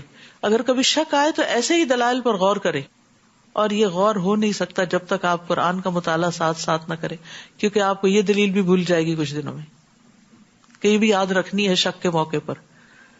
تو جب دوبارہ پڑھیں گے تو پھر یاد آ جائے گا کہ ہاں واقعی جس رب نے اب آسمانوں کو پیدا کیا جبکہ یہ پہلے کچھ نہ تھے. زمین تو ہم جب سے پیدا ہوئے دیکھ رہے ہیں, لیکن بہت سی چیزیں تو زمین سے ہمارے سامنے اگتی ہوئی نظر آتی ہیں. انڈے سے چوزے نکلتے ہوئے ہمارے سامنے نظر آتے ہیں کہ یہ انڈے کے اندر یہ سب کچھ کہاں سے آ گیا. ہم نے تو یہ گوشت ووشت نہیں ڈالا تھا اندر جو چکن کے صورت میں نکلا ہے. تو یہ چیزیں انسان کو اس بات کا یقین دلاتی ہیں, اور انہی دلائل سے انسان کو سمجھایا گیا ہے کہ قیامت ضرور آئے گی. اور اس کی نشانیوں میں سے ایک یہ ہے کہ اس نے تمہیں مٹی سے پیدا کیا, پھر اب تم ایک انسان ہو جو ہر جگہ پھیل رہے ہو. آدم کی تخلیق مٹی سے ہوئی تھی. اور ایک نشانی یہ ہے کہ اس نے تمہاری ہی جنس سے تمہارے لیے بیویاں پیدا کی. حضرت حوا حضرت آدم کی پسلی سے پیدا کی گئی تھی, اور اس کے بعد عورتیں بھی یعنی آدم ہی کی اولاد ہیں. اور پھر کیوں پیدا کی؟ تاکہ تم ان کے پاس سکون حاصل کرو. اور ازواج کا لفظ جیسے کہ پہلے بھی میں نے عرض کیا کہ میاں بیوی دونوں کے لیے آتا ہے, تو دونوں کا اکٹھا ہونا اس کا پرائمری مقصد کیا ہے کہ ایک دوسرے سے انس حاصل کرو, ایک دوسرے سے سکون پاؤ. اور اس نے تمہارے درمیان محبت اور رحمت پیدا کر دی. یہ بھی بہت حیران کن چیز ہے کہ دو بالکل اجنبی لوگ ہوتے ہیں, جو ہی نکاح کے رشتے میں بنتے ہیں دونوں کے درمیان ایک محبت پیدا ہو جاتی ہے جو کسی اور کے ساتھ نہیں ہوتی, اور انسان ایک دوسرے کی اس طرح کیئر کرنے لگتا ہے جو شاید کسی اور کی ہو. غور و فکر کرنے والوں کے لیے اس میں کئی نشانیاں ہیں. یعنی اللہ تعالیٰ نے جو تخلیق کیا انسان کو تو صرف ہڈیاں اور گوشت کا ڈھانچہ بنا کے اس کے اندر خون نہیں دوڑا دیا یا اس کے کچھ مسلس نہیں بنا دیے, بلکہ اس کے اندر دل رکھا اور دل میں جذبات رکھے, اور ان جذبات کی تسکین کے لیے بھی سامان پیدا کیے. اس کے اندر جنسی خواہش رکھی اور اس خواہش کی تکمیل کے لیے پھر انتظام بھی کیا، بندوبست بھی کیا. تو یہاں پر میاں بیوی کی باہم محبت اللہ کی نشانیوں میں سے ایک نشانی قرار دی گئی ہے کہ اللہ تعالیٰ نے ان کے درمیان صرف محبت نہیں، رحمت کو بھی ڈالا. اور آپ دیکھیے کہ یہ جو رحمت ہوتی ہے اسی کی وجہ سے انسان ایک دوسرے کی کیئر کرتا ہے. اور بہترین بیوی کون ہوتی ہے؟ جو شوہر کی کیئر کرے. اور بہترین شوہر کون ہے؟ جو بیوی کی کیئر کرے. ابن عباس رضی اللہ عنہ سے مروی ہے کہ نبی صلی اللہ علیہ وسلم نے فرمایا، تم میں سے بہتر شخص وہ ہے جو اپنی بیویوں کے لیے اچھا ہے. حسن بصری سے مرسلن روایت ہے کہ اللہ تعالیٰ کے نزدیک پسندیدہ بندے وہ ہیں جو اپنے اہل و عیال کو، اپنے گھر والوں کو سب سے زیادہ نفع دینے والے. اسی طرح نبی صلی اللہ علیہ وسلم نے حضرت عمرو بن العاص کے سوال پر کہ آپ کو سب سے زیادہ کس سے محبت ہے، علل اعلان بتا دیا تھا کہ حضرت عائشہ سے. تو اس سے پتہ چلتا ہے کہ اگر بیوی کے لیے دل میں محبت ہے تو اس کا ذکر کرنا یا اظہار کرنے میں بھی کوئی حرج نہیں اور ہونی چاہیے. حضرت عائشہ کہتی ہیں، میں حیض کی حالت میں پانی پیتی تھی اور برتن نبی صلی اللہ علیہ وسلم کو دے دیتی. آپ اسی جگہ سے منہ رکھ کر پانی پیتے جہاں سے میں نے پیا ہوتا. میں ہڈی سے گوشت کھا کر وہ ہڈی نبی صلی اللہ علیہ وسلم کو دے دیتی تو آپ اسی جگہ سے کھاتے تھے جہاں سے میں نے کھایا ہوتا، حالانکہ میں حیض کی حالت میں ہوتی تھی. یعنی حیض کی حالت میں عورت کوئی اچھوت نہیں ہو جاتی. اسی طرح جو عورت شوہر سے محبت کرتی ہے اس کی بھی فضیلت ہے. نبی صلی اللہ علیہ وسلم نے فرمایا، کیا میں تمہیں ان عورتوں کی خبر نہ دوں جو جنت میں ہوگی؟ ہم نے عرض کیا، ضرور ہے اللہ کے رسول. آپ نے فرمایا، محبت کرنے والی، زیادہ بچے جننے والی، جب اسے غصہ آئے یا اس کے ساتھ برا کیا جائے یا اس کا شوہر اس پہ غصہ اور ناراض ہو تو کہتی ہے، میرا ہاتھ آپ کے ہاتھ میں ہے اور میں اپنی آنکھوں میں نیند کا سرما نہیں لگاؤں گی جب تک آپ راضی اور خوش نہ ہو جائیں. یعنی شوہر کی دلداری کرنے والی، اس کو منانے والی. کیونکہ مردوں کے لیے بہرحال باہر کی دنیا میں بہت سے اسٹریس ہوتے ہیں، بہت سے پریشرز ہوتے ہیں کہ جس کے لیے انہیں گھر آ کر سکون چاہیے ہوتا ہے. لیکن اگر بیوی بد اخلاق ہو تو پھر وہ سکون غارت ہو جاتا ہے اور گھر جہنم کا نمونہ بن جاتا ہے. تو ایسے میں ایک عورت کو انڈرسٹینڈ کرنا چاہیے اور شوہر کی ضروریات کو سمجھنا چاہیے، اور یہی چیز پھر باہم محبت کو مزید بڑھاتی ہے. دوسری طرف نبی صلی اللہ علیہ وسلم نے مومن مرد کو بھی تلقین کی کہ کوئی مومن مرد کسی مومن عورت سے بغض نہ رکھے. یعنی اپنی بیوی سے نفرت نہ کرو. اگر اس کی کوئی ایک عادت تمہیں پسند نہیں تو دوسری عادت پسند آ جائے گی. تو جو اچھی عادتیں ہیں ان پر نظر رکھو، اس کے ذریعے تم اپنے دل کو خوش رکھو. اور ایک نشانی یہ ہے کہ اس نے آسمانوں اور زمین کو پیدا کیا اور تمہاری زبانیں اور رنگ مختلف بنا دیے. اہل علم کے لیے اس میں بھی کئی نشانیاں ہیں. زبان بھی انسان کی پہچان ہوتی ہے اور رنگ بھی انسان کی پہچان ہوتا ہے کہ کون سا انسان کہاں سے تعلق رکھتا ہے، اور یہ ویرائٹی اسی وجہ سے رکھی گئی. نیز تمہارا رات اور دن کو سونا اور اس کا فضل تلاش کرنا بھی اس کی نشانیوں میں سے ہے. جو لوگ غور سے سنتے ہیں ان کے لیے اس میں بھی بہت سی نشانیاں ہیں. اور ایک نشانی یہ ہے کہ وہ تمہیں بجلی دکھاتا ہے جس سے تم ڈرتے بھی ہو اور امید بھی رکھتے ہو، اور آسمان سے پانی برساتا ہے. خوب بارش برس رہی ہے آج کل، غور کیا کریں، جس سے زمین کو اس کے مرنے کے بعد زندہ کر دیتا ہے. سبحان اللہ، کس طرح دنوں کے اندر پودے جو ہیں وہ ہرے بھرے ہوتے چلے جا رہے ہیں اور درخت پھر سے لد رہے ہیں. سمجھنے سوچنے والوں کے لیے اس میں بھی بہت سی نشانیاں ہیں. اور اس کی نشانیوں میں سے ایک یہ ہے کہ زمین اور آسمان اسی کے حکم سے بلا ستون قائم ہے. پھر جب وہ تمہیں ایک ہی دفعہ زمین سے پکارے گا تو تم زمین سے نکل کھڑے ہوگے. آسمانوں اور زمین میں جو کچھ ہے سب اسی کا ہے، سب کے سب اسی کے فرما بردار ہیں. وہی تو ہے جو خلقت کی ابتدا کرتا ہے، پھر وہی اس کا اعادہ کرے گا، اور یہ دوسری بار کی پیدائش اس پہ زیادہ آسان ہے. آسمانوں اور زمین میں اسی کی شان بالا تر ہے اور وہ سب پر غالب اور حکمت والا ہے. اللہ تمہارے لیے ایک مثال بیان کرتا ہے جو خود تمہیں سے تعلق رکھتی ہے. تمہارے کچھ غلام ہو اور جو کچھ ہم نے تمہیں رزق دے رکھا ہے اس میں تم اور وہ غلام برابر شریک ہو جائیں تو کیا تم ایسا گوارا کر سکتے ہو؟ تم ان سے ایسے ہی ڈرو گے جیسے اپنے ہمسروں سے ڈرتے ہو. سمجھنے سوچنے والوں کے لیے ہم ایسے ہی اپنی آیات کھول کر بیان کرتے ہیں. بلکہ حقیقت یہ ہے کہ ان ظالموں نے بغیر علم کے اپنی خواہشات کی پیروی کر رکھی ہے. پھر جسے اللہ نے گمراہ کر دیا ہو اسے کون راہ راست پر لا سکتا ہے، اور ان کا کوئی مددگار بھی نہ ہو. لہٰذا اے نبی یکسو ہو کر اپنا رخ دین کی طرف کر دو. فَأَقِمْ وَجْهَكَ لِلدِّينِ حَنِيفًا، یہی فطرت الہی ہے جس پر اس نے لوگوں کو پیدا کیا. یعنی یہ دین انسان کے اندر رکھ دیا گیا ہے، اس کی پروگرامنگ کر دی گئی ہے. اللہ کی اس خلقت میں کوئی رد و بدل نہیں ہو سکتا. یہی درست دین ہے، لیکن اکثر لوگ جانتے نہیں. تو بات یہ ہے کہ اس آیت سے بھی اور پھر ایک حدیث سے بھی یہ پتہ چلتا ہے کہ ہر بچے کی پیدائش فطرت پر ہوتی ہے، یعنی اصل دین پر ہی ہوتی ہے. پھر اس کے ماں باپ اسے یہودی، نصرانی یا مجوسی بنا دیتے ہیں. تو اللہ سبحانہ تعالیٰ نے بندوں کو اپنی عبادت کے لیے پیدا کیا اور تمام انبیاء کو یہی پیغام دے کے بھیجا کہ وہ ایک اللہ کی عبادت کی طرف لوگوں کو بلائیں. اسی کی طرف رجوع کرتے ہوئے اسی بات پہ قائم ہو جاؤ اور اس سے ڈرتے رہو اور نماز قائم کرو اور ان مشرکوں سے نہ ہو جاؤ جنہوں نے اپنا دین الگ کر لیا اور گروہوں میں بٹ گئے. ہر گروہ کے پاس جو کچھ ہے اسی پر خوش ہے. یہ بھی انسان کی ایک بڑی کمزوری ہے کہ جس طریقے پر یا جس راستے پر وہ ہوتا ہے اسی پر ہی وہ خوش رہتا ہے اور حق کو جاننے کی کوشش نہیں کرتا. وَإِذَا مَسَّ النَّاسَ ضُرٌّ دَعَوْا رَبَّهُمْ مُنِيبِينَ إِلَيْهِ، اور جب لوگوں کو کوئی تکلیف پہنچتی ہے تو اپنے رب کی طرف رجوع کر کے اسے پکارتے ہیں. پھر جب وہ انہیں اپنی رحمت کا مزہ چکھاتا ہے تو اس وقت ان میں سے کچھ لوگ اپنے رب سے شرک کرنے لگتے ہیں تاکہ اس نعمت کی ناشکری کریں جو ہم نے انہیں دے رکھی ہے. بس مزے کر لو، جلد ہی تمہیں حقیقت معلوم ہو جائے گی. یا ہم نے ان پر کوئی دلیل اتاری ہے جو اس شرک کو صحیح بتاتی ہو، یعنی شرک کرنے کی دلیل کیا ہے سوائے اس کے کہ باپ دادا کی پیروی ہے.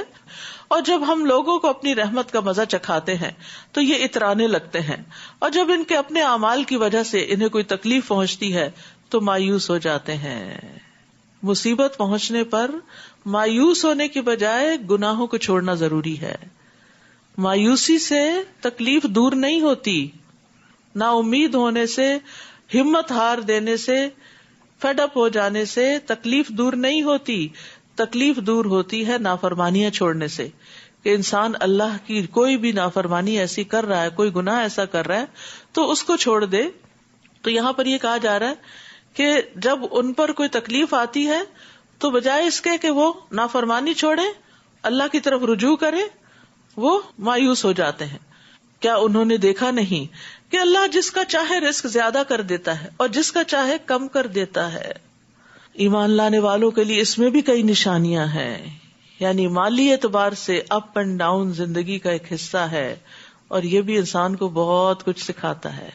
یعنی جب آپ کی مثلاً ایک اچھی بھلی جاب ہوتی ہے اور اچانک چلی جاتی، اس وقت جس طرح آپ سوچتے کہ میری کہاں غلطی تھی، میں نے کیا کوتاہی کی، مجھے اس جاب سے کیوں نکالا گیا، میری کون سی ویکنس تھی، اتنا زیادہ انسان اپنا محاسبہ کرتا ہے کہ جو عام حالات میں ایک روٹین کی نارمل لائف جب گزر رہی ہوتی تو بالکل نہیں کرتا. آپ کا بزنس سب بہت اچھا، اس میں کوئی نقصان ہو گیا کسی بھی طرح سے، تو جب رزق میں کمی آتی ہے تو انسان لازماً اللہ کی طرف متوجہ ہوتا ہے. اور وہ متوجہ دو طرح ہوتا ہے، ایک اللہ سے ناراض ہو کے اور ایک اللہ کو راضی کرنے کے لیے. تو کچھ لوگ ایسے ہوتے ہیں کہ جب ان پر کوئی مصیبت آتی ہے تو وہ اللہ سے ناراض ہو جاتے ہیں، اور کچھ لوگ اللہ کو راضی کرنے کی کوشش کرتے ہیں. کیونکہ حدیث میں آتا ہے کہ بعض اوقات بندے کو ایک رزق ملنا ہوتا ہے لیکن اس کے گناہ کی وجہ سے اس کو اس رزق سے محروم کر دیا جاتا ہے. تو ہمیں نہیں پتا کہ ہم پر کوئی مشکل آئی تو کیوں آئی. ایسے میں انسان کو واپس اللہ ہی کی طرف لوٹنا چاہیے. اسی لیے ہر مصیبت میں کیا پڑھنے کو سکھایا گیا؟ انا للہ و انا الیہ راجعون. ہم اللہ کی طرف لوٹنے والے ہیں، اس کا مطلب نہیں مر کے ہی جائیں گے، اب بھی اللہ کی طرف واپس آ رہے ہیں، اللہ ہی کی طرف رجوع کر رہے ہیں. اللہ ہمیں ہدایت دے دے اور ہماری مشکلات کو آسان کر دے. بس اپنے قرابت والے کو، مسکین اور مسافر کو اس کا حق دو. اگر چاہتے ہو نا رزق میں اضافہ ہو تو پھر کیا کرو؟ ان کا حق ادا کرو. یہ بات ان لوگوں کے لیے بہتر ہے جو اللہ کی رضا چاہتے ہیں، اور یہی لوگ کامیاب ہوں گے. نبی صلی اللہ علیہ وسلم نے فرمایا، بے شک مسکین پہ صدقہ کرنے کا ایک ثواب اور رشتہ دار پر صدقہ کرنے پر دگنا ثواب. ایک صدقے کا، دوسرا رشتہ داری کا، صلہ رحمی کا. نبی صلی اللہ علیہ وسلم نے فرمایا، بے شک سب سے افضل صدقہ وہ ہے جو اس رشتہ دار پہ کیا جائے جو پوشیدہ دشمنی رکھنے کی بنا پر تم سے اعراض کرے.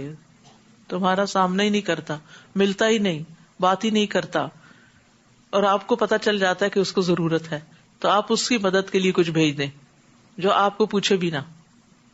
اور جو کچھ تم بطور سود دیتے ہو کہ لوگوں کے اموال سے تمہارا مال بڑھتا رہے، تو ایسا مال اللہ کے ہاں نہیں بڑھتا.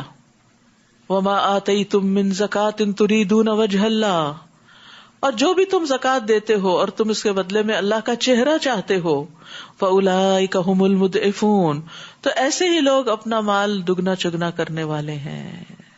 زکات کو بھی اللہ کے دیدار کی خاطر دیں کہ اللہ مجھے صرف تیرا چہرہ مقصود ہے, مجھے اور کچھ نہیں چاہیے.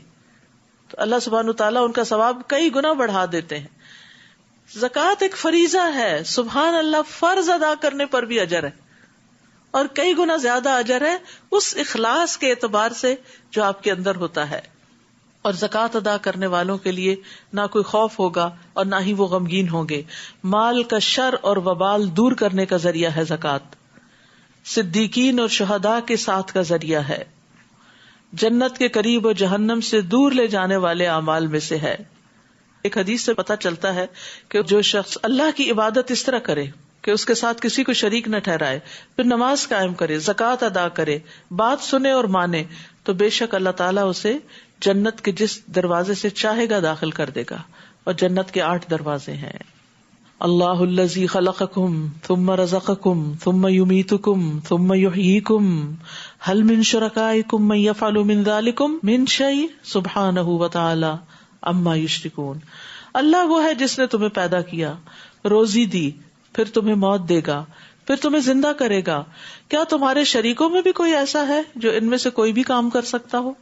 وہ پاک ہے اور جو کچھ وہ شریک ٹھہراتے ہیں ان سے بالا تر ہے.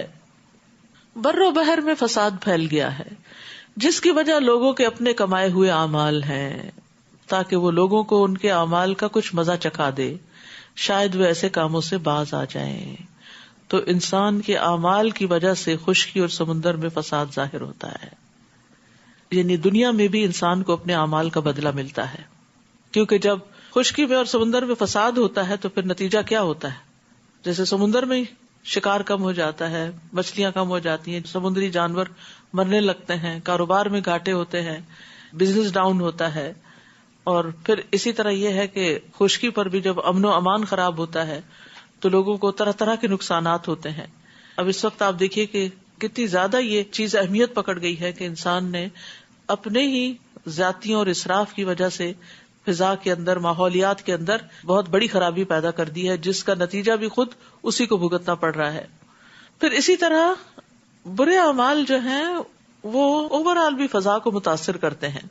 حضرت عائشہ نے ایک بات حضرت صفیہ کے بارے میں کہی تھی, تو آپ نے فرمایا تم نے ایسا کلمہ کہا کہ اگر سمندر میں ڈال کر گھلایا جائے تو سمندر کڑوا ہو جائے. یعنی اتنی شدید بات کہہ دی تم نے. انہوں نے کہا تمہارا قد چھوٹا ہے, اتنی سی بات. ہم کتنے تبصرے کرتے رہتے ہیں لوگوں کے ناک پہ, کان پہ, اس کے بولنے کے انداز پہ, اور یعنی حقیر سمجھتے ہوئے. تو ایسی باتوں سے بھی پرہیز کرنا چاہیے. تو ان چیزوں سے فساد پھیلتا ہے, لڑائیاں اور جھگڑے ہوتے ہیں. مثلا اگر آپ کسی کو اس کے رنگ یا شکل یا اس کے قد کا تانا دے دیتے ہیں تو پھر کیا ہوتا ہے, اس شخص کے دل میں آپ کی کیا قدر باقی رہے گی, اور پھر ایک دوسرے سے نفرت اور عداوت, اور اس کے نتیجے میں کام رک جائیں گے, اور پھر بعض اوقات نسلوں پہ اثر پڑتا ہے, انسان کی اوور آل پروڈکٹیوٹی پہ اثر پڑتا ہے, اور یہ اثرات پھیلتے پھیلتے خشکی سے لے کے سمندروں تک پھیل جاتے ہیں. یعنی فزیکلی بھی جب آپ ریسورسز کا غلط استعمال کرتے ہیں تو فساد ہوتا ہے, اور اسی طرح آپ کے اخلاق اور رویے اور بہیویئر بھی تباہی لاتے ہیں. جیسے حدیث میں آتا ہے جب لوگ ماپ تول میں کمی کرتے ہیں تو انہیں قحط سالیاں, سخت تکلیفیں اور بادشاہوں کے ظلم دبوچ لیتے ہیں. جب کسی قوم میں بدکاری عام ہو جاتی ہے اور وہ اعلانیہ اس کا ارتکاب کرتے ہیں تو ان میں طاعون اور مختلف بیماریاں جو ان کے پہلوں میں نہیں تھی وہ پھیل جاتی ہیں. اسی طرح جو زکوٰۃ نہیں دیتے تو آسمان سے بارش کا نزول بند ہو جاتا ہے.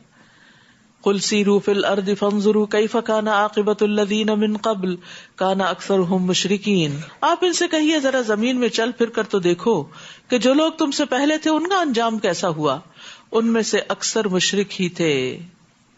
بس اے نبی اپنی توجہ درست اور متوازن دین کی طرف مرکوز کیجیے, اس سے پہلے کہ وہ دن آ جائے جس کی اللہ تعالیٰ کی طرف سے ٹلنے کی کوئی صورت نہیں. اس دن لوگ جدا جدا ہو جائیں گے, الگ الگ ہو جائیں گے, کوئی کسی کو نہیں پوچھے گا. جس نے کفر کیا تو اس کا وبال اسی پر ہے, اور جس نے نیک عمل کیے تو وہ اپنی ہی فلاح کی راہ ہموار کر رہے ہیں, تاکہ جو لوگ ایمان لائے اور نیک عمل کرتے رہے انہیں اپنی مہربانی سے اس کا بدلہ دے. وہ یقیناً کافروں کو پسند نہیں کرتا, اور اس کی نشانیوں میں سے ایک یہ ہے کہ وہ ہواؤں کو خوشخبری دینے والی بنا کر بھیجتا ہے، اور اس لیے کہ تمہیں اپنی رحمت سے لطف اندوز کرے، نیز اس لیے کہ اس کے حکم سے کشتیاں چلیں اور تم اس کا فضل تلاش کرو اور اس کے شکر گزار بنو۔ تو یاد رکھیے ہوا بھی اللہ کی نشانی میں سے ایک نشانی ہے، اور اللہ تعالیٰ ہی اس کو چھوڑتا ہے۔ اس لیے اگر ہوا تیز ہو اور کچھ اڑا کے لے جائے تو ہوا کو گالی نہ دیں، ہوا کو برا بلا نہ کہیں۔ رسول اللہ صلی اللہ علیہ وسلم نے فرمایا ہوا اللہ کی رحمت میں سے ہے، تو جب اس کو دیکھو تو پھر اس کو برا نہ کہو، بلکہ اللہ سے خیر کا سوال کرو اور شر سے پناہ مانگو۔ ایک اور حدیث میں آتا ہے ہوا کو لان تان نہ کرو، کیونکہ یہ تو اللہ کے حکم کی پابند ہے۔ جس نے کسی ایسی چیز پر لعنت کی جو اس کی مستحق نہ ہو تو وہ لعنت پلٹ کر اسی پہ پڑتی ہے جو لعنت بھیج رہا ہو۔ تو یہ ایک حقیقت ہے کہ ہوا جہاں اللہ کی رحمت ہے وہاں قوموں پر عذاب بھی لائی ہے۔ بہرحال عام طور پر جو ہوا چلتی ہے اس کے بڑے فائدے ہیں۔ وَلَقَدْ أَرْسَلْنَا مِن قَبْلِكَ رُسُلًا إِلَىٰ قَوْمِهِمْ فَجَاءُوهُمْ بِالْبَيِّنَاتِ، اور آپ سے پہلے ہم نے کئی رسول ان کی قوموں کی طرف بھیجے جو روشن دلیلیں لے کر ان کے پاس آئے۔ پھر جو لوگ مجرم تھے ہم نے ان سے انتقام لے لیا، اور مومنوں کی مدد کرنا ہمارا حق تھا۔ اللہ وہ ہے جو ہوائیں بھیجتا ہے تو وہ بادل کو اٹھا لاتی ہیں، پھر اللہ جیسے چاہتا ہے اس بادل کو آسمان میں پھیلا دیتا ہے اور اسے ٹکڑیاں بنا دیتا ہے، پھر تو دیکھتا ہے کہ بارش کے قطرے اس میں سے نکل آتے ہیں، پھر جب اللہ اپنے بندوں میں سے جن پر چاہے بارش برسا دیتا ہے تو وہ خوش ہو جاتے ہیں۔ اور یہ سارا منظر ہم دیکھتے رہتے ہیں، ہوا چلتی ہے، بادل آتے ہیں، پھر بادل اکٹھے ہوتے ہیں، پھر بارش برستی ہے، پھر بندے خوش ہو جاتے ہیں کیونکہ فضا دھل جاتی ہے، ہر چیز نکھر جاتی ہے۔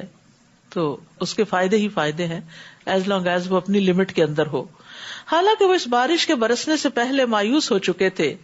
فانظر الی آثار رحمت اللہ، اب اللہ کی رحمت کے نتائج پر غور کیجئے کہ وہ کیسے زمین کو مردہ ہونے کے بعد زندہ کر دیتا ہے۔ یقیناً وہی مردوں کو زندگی بخشنے والا اور وہی ہر چیز پر قادر ہے۔ اور اگر ہم ایسی ہوا بھیج دیں جس کے اثر سے وہ اپنی کھیتی کو زرد پڑتا دیکھیں تو اس کے بعد وہ ناشکری کرتے ہیں، یعنی جب ہوا تکلیف لاتی ہے تو پھر توبہ کرنے کی بجائے ناشکری کرنے لگ جاتے ہیں۔ فَإِنَّكَ لَا تُسْمِعُ الْمَوْتَىٰ وَلَا تُسْمِعُ الصُّمَّ الدُّعَاءَ إِذَا وَلَّوْا مُدْبِرِينَ، اے نبی آپ تو نہ مردوں کو سنا سکتے ہیں اور نہ بہروں کو اپنی پکار سنا سکتے ہیں جبکہ وہ پیٹ پھیرے بھاگے جا رہے ہوں، اور نہ ہی آپ اندھوں کو ان کی گمراہی سے نکال کر ہدایت دے سکتے ہیں۔ آپ تو صرف انہیں سنا سکتے ہیں جو ہماری آیات پر ایمان رکھتے ہیں اور وہ سر تسلیم خم کر دیتے ہیں۔ اللہ الذی خلقکم من ضعف ثم جعل من بعد ضعف قوة ثم جعل من بعد قوة ضعفا وشیبہ یخلق ما یشاء وهو العلیم القدیر، اللہ وہ ہے جس نے تمہیں کمزور سی حالت میں پیدا کیا، پھر اس کمزوری کے بعد تمہیں قوت بخشی، پھر اس قوت کے بعد تمہیں کمزور بوڑھا بنا دیا۔ بچپن میں انسان کمزور ہوتا ہے، جوانی میں طاقتور ہو جاتا ہے، بڑھاپے میں پھر بچہ بن جاتا ہے۔ وہ جیسے چاہے پیدا کرتا ہے اور وہ سب کچھ جاننے والا اور قدرت والا ہے۔ یعنی سبحان اللہ، ایک وقت ہوتا ہے زندگی کا انسان جو کچھ کھاتا ہے وہ جسم کو لگتا چلا جاتا ہے اور انسان اسٹرانگ ہوتا چلا جاتا ہے۔ جیسے بچہ ہے، بچے جو بھی کھاتے ہیں پھر وہ بڑھنا شروع ہو جاتے ہیں، طاقتور ہو جاتے ہیں اور پورے جوبن پہ آ جاتے ہیں۔ پھر کچھ عرصہ جوانی سے متمتع ہوتے ہیں، وہی کچھ کھاتے رہتے ہیں لیکن اب جسم قبول کرنے سے انکار کر دیتا ہے، اور وہی غذائیں کھاتے ہوئے بھی انسان کمزور پڑ جاتا ہے، اور ایکسٹرا پھر وٹامنز اور ایکسٹرا پلز لینی پڑتی ہیں تاکہ انسان اپنے آپ کو چلا سکے۔ اور پھر ایک وقت آتا ہے کہ وہ پلز وغیرہ بھی کام کرنا چھوڑ دیتی ہیں، باڈی بھی کام کرنا چھوڑ دیتی ہے، اور انسان بالکل بے بسی کی عالم میں پہنچ جاتا ہے کہ جس میں وہ نہ اپنے کھانے پہ قادر ہے اور نہ کھایا ہوا جسم سے باہر لانے پہ قادر ہوتا ہے۔ تو اللہ سبحانہ و تعالیٰ سب کو ایسی ارذل العمر سے بچائے، لیکن یہ ہمیں نشانی یاد رکھنی چاہیے کہ یہ اللہ کی نشانیوں میں سے ہے، اس کا بھی کوئی مقصد ہے تاکہ انسان اپنی حقیقت پر غور کرے، کسی تکبر میں مبتلا نہ ہو، اور یہ یاد رکھے کہ اصل طاقت کسی اور کی ہے، اللہ رب العزت کی ہے، کہ جس نے ایک ہی کھانے اور پانی کو انسان کی قوت کا ذریعہ بھی بنایا، اور وہی سب کچھ ہوتے ہوئے انسان کمزور بھی پڑ گیا۔ اور جس دن قیامت قائم ہوگی تو مجرم لوگ قسمیں کھا کھا کر کہیں گے ہم تو ایک گھڑی سے زیادہ نہیں ٹھہرے تھے، دنیا میں بس ایک گھڑی ٹھہرے ہیں۔ اس طرح وہ دنیا میں بھی غلط اندازے لگایا کرتے تھے دنیا میں آخرت کے بارے میں ان کو یقین نہیں تھا، اور آخرت میں جا کے دنیا کے بارے میں ان کے انداز غلط ثابت ہوئے. وقال الذین اوتوا العلم والایمان، اور جنہیں علم اور ایمان دیا گیا تھا وہ کہیں گے تم تو اللہ کی کتاب کے مطابق روز حشر تک پڑے رہے، سو یہی ہے حشر کا دن، لیکن تم تو اسے حق نہ جانتے تھے. فَيَوْمَئِذٍ لَا يَنْفَعُ الَّذِينَ ظَلَمُوا مَعْذِرَتُهُمْ وَلَا هُمْ يُسْتَعْتَبُونَ، بس اس دن ظالموں کو نہ ان کی معذرت کچھ فائدہ دے گی اور نہ ہی ان سے مطالبہ کیا جائے گا کہ وہ رب کو راضی کر لیں. ہم نے اس قرآن میں لوگوں کے لیے ہر طرح کی مثالیں بیان کر دی ہیں، اور اگر آپ ان کے پاس کوئی معجزہ لے بھی آئیں تو کافر لوگ یہی کہیں گے کہ تم جھوٹے ہو. اسی طرح اللہ ان لوگوں کے دلوں پہ مہر لگا دیتا ہے جو حق بات کو نہیں سمجھتے. فاصبر ان وعد اللہ حق ولا یستخفنک الذین لا یوقنون، لہٰذا آپ صبر کیجئے، اللہ کا وعدہ سچا ہے، ایسا نہ ہو کہ جو لوگ یقین نہیں کرتے وہ آپ کو ہلکا بنا دیں. سورۃ لقمان. بسم اللہ الرحمن الرحیم. الف لام میم تلک آیات الکتاب الحکیم ہدی ورحمۃ للمحسنین الذین یقیمون الصلاة ویؤتون الزکاة وهم بالآخرۃ هم یوقنون. شروع کرتی ہوں اللہ کے نام سے جو بے انتہا مہربان نہایت رحم فرمانے والا ہے. الف لام میم، یہ حکمت والی کتاب کی آیات ہیں جو نیکوکار لوگوں کے لیے، محسنین کے لیے ہدایت اور رحمت ہیں. کون ہے یہ محسن؟ الذین یقیمون الصلاۃ، یہ وہ ہیں جو نماز قائم کرتے ہیں، ویؤتون الزکاۃ، جو زکوٰۃ ادا کرتے ہیں، وہم بالآخرۃ ہم یوقنون، اور آخرت پر وہ یقین رکھتے ہیں. تو محسن وہ ہے جو اللہ کے عائد کردہ فرائض کی پابندی کرے، جس کا ایمان بھی درست ہو اور عمل بھی درست ہو. اولئک علی ھدی من ربہم واولئک ھم المفلحون، یہی لوگ اپنے رب کی طرف سے سیدھی راہ پر ہیں اور یہی لوگ فلاح پانے والے ہیں. سورۃ البقرہ میں یہی صفات بتائی گئی متقین کی، اور یہاں بتائی جا رہی ہیں محسنین کی. ان سب چیزوں کے ہوتے ہوئے، ان ہدایات کے ہوتے ہوئے لوگوں کا طرز عمل کیا ہے؟ وَمِنَ النَّاسِ مَن يَشْتَرِي لَهْوَ الْحَدِيثِ لِيُضِلَّ عَن سَبِيلِ اللَّهِ بِغَيْرِ عِلْمٍ وَيَتَّخِذَهَا هُزُوًا أُولَٰئِكَ لَهُمْ عَذَابٌ مُّهِينٌ. لوگوں میں کوئی ایسا ہے جو اس لیے بےہودہ باتیں خریدتا ہے کہ بغیر علم کے اللہ کی راہ سے بہکا دے، یعنی قرآن کے مقابلے میں لغویات لے آتا ہے اور اس کا مذاق اڑائے. یعنی جو لوگ اور طرح کی کتابیں پڑھتے رہتے ہیں جو اللہ اور اس کے رسول اور دین اور ایمان سے بالکل کوئی تعلق نہیں رکھتی، تو پھر عموماً انسان کے اندر ایک ایسا رویہ ڈیولپ ہو جاتا ہے کہ انسان دین کا، قرآن کا، اس علم کا مذاق اڑانے لگتا ہے. ایسے ہی لوگوں کے لیے رسوا کن عذاب ہے. تو لغویات جو ہیں وہ انسان کو غافل کر دیتی ہیں، اور لہو الحدیث جو ہے وہ ایسی بات، ایسا علم یا ایسی چیز ہے جن کے ساتھ اپنا وقت انسان گزارتا ہے، وہ انسان کو اپنے اندر مشغول کر لیتی ہیں اور ان سے وہ لذت بھی حاصل کرتا ہے. یعنی اس کو ایک ایڈکشن ہو جاتی ہے، چاہے وہ کتابیں ہوں، کوئی سیریز ہوں، چاہے وہ گیت گانا ہو، یا وہ ایسی چیزیں جس کی طرف انسان کی حیوانی طبیعت مائل ہوتی ہو، یعنی جو اس کی خواہش نفس کو ہوا دینے والی ہوں، جو بے فائدہ ہوں، جن سے انسان نان سیریس ہو، جن سے انسان اللہ کے راستے سے بھٹکتا ہو یا بھٹکاتا ہو. تو قتادہ اس آیت کی تفسیر میں کہتے ہیں ممکن ہے اس نے مال کے ساتھ نہ خریدا ہو بلکہ اسے اچھا جانا ہو تو یہ بھی اس کا خریدنا ہے. ابن کثیر کہتے ہیں کہ آدمی کی ضلالت و گمراہی کے لیے یہی کافی ہے کہ وہ سچی اور حق باتوں کی بجائے جھوٹی حکایتوں اور نقصان دہ کو فائدہ مند چیز پر ترجیح دے. تو اس سے یہ پتہ چلتا ہے کہ کوئی بھی چیز جو انسان کو غافل کرنے والی ہو، انسان کو اپنے اندر اتنی مشغول کر لے، انسان اس کو پا کر اتنا انجوائے کرے کہ وہ اپنے دین، ایمان، آخرت ہر چیز کو بھول جائے، تو وہ چیز اس کے لیے ناپسندیدہ ہے. اور بعض علماء نے لہو الحدیث کا معنی گانا کیا ہے، یعنی گانا بجانا. عبداللہ بن دینار کہتے ہیں کہ میں عبداللہ بن عمر کے ساتھ گیا. وہ ایک چھوٹی سی لڑکی کے پاس سے گزرے جو گا رہی تھی. اس پر ابن عمر نے کہا شیطان اگر کسی کو چھوڑتا تو اسی کو چھوڑ دیتا. پھر اسی طرح ابن مسعود سے اس آیت کے بارے میں پوچھا گیا تو انہوں نے کہا اللہ کی قسم وہ ذات جس کے علاوہ کوئی الہ نہیں، اس لہو الحدیث سے مراد گانا ہے. آپ قسم اٹھا کر اس بات کو 3 دفعہ دہراتے تھے. ابراہیم نخی کہتے ہیں کہ گیت دل میں نفاق کو اگاتا ہے، منافقت پیدا ہوتی ہے اور پھر یہ قرآن سے بھی غافل کر دیتا ہے. وَإِذَا تُتْلَى عَلَيْهِ آيَاتُنَا وَلَّى مُسْتَكْبِرًا. اب وہ ایسا مزاج بن جاتا ہے کہ ایسے لوگوں کو جب قرآن کی آیات پڑھ کے سنائی جاتی ہیں تو وہ تکبر سے یوں منہ پھیر لیتا ہے جیسے اس نے کچھ سنا ہی نہ ہو، گویا اس کے کانوں میں بوجھ ہے.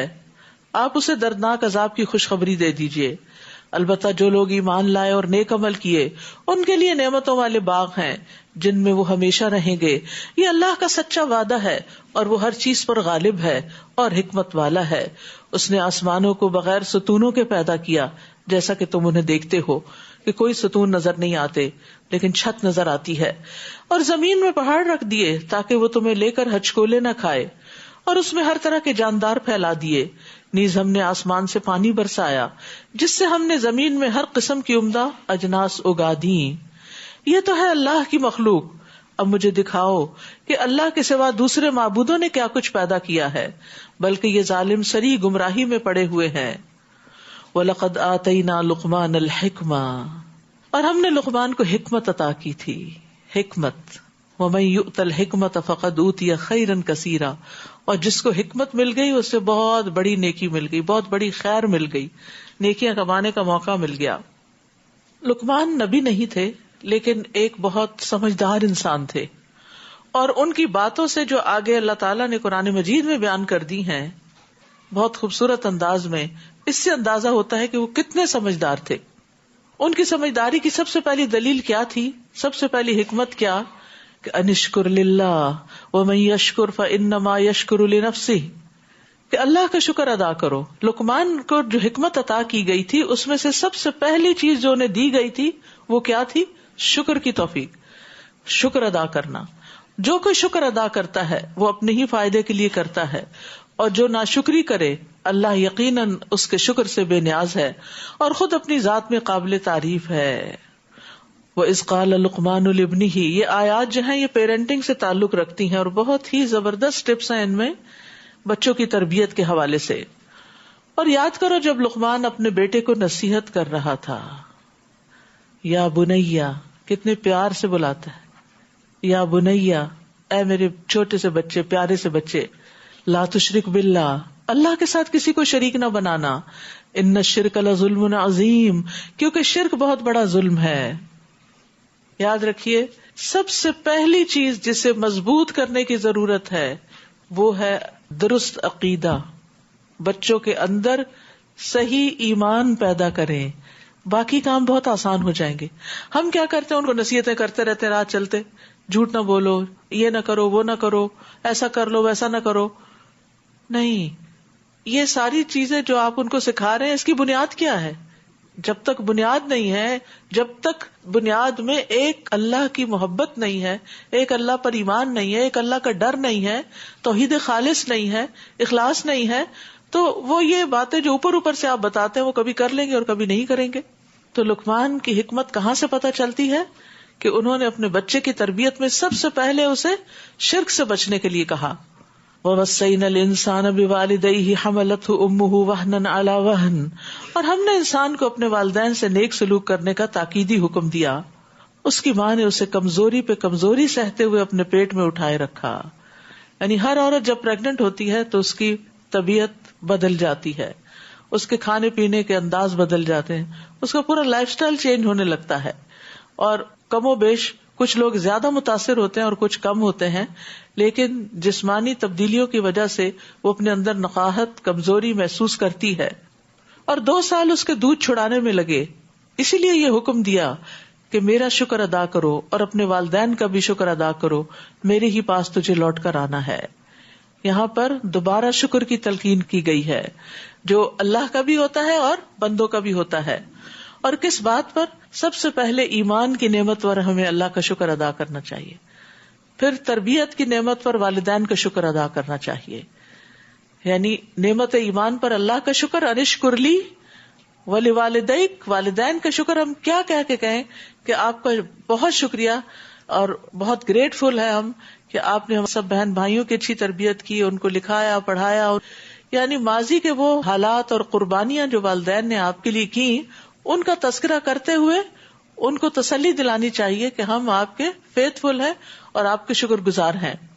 سفیان ابن عیینہ کہتے ہیں جو 5 نمازیں ادا کرتا ہے گویا اس نے اللہ کا شکر ادا کر دیا، اور جو ہر نماز کے بعد والدین کے لیے دعا کرتا ہے تو گویا اس نے دونوں کا شکر ادا کر دیا، کیونکہ یہاں 2 شکر ادا کرنے کی بات ہو رہی ہے۔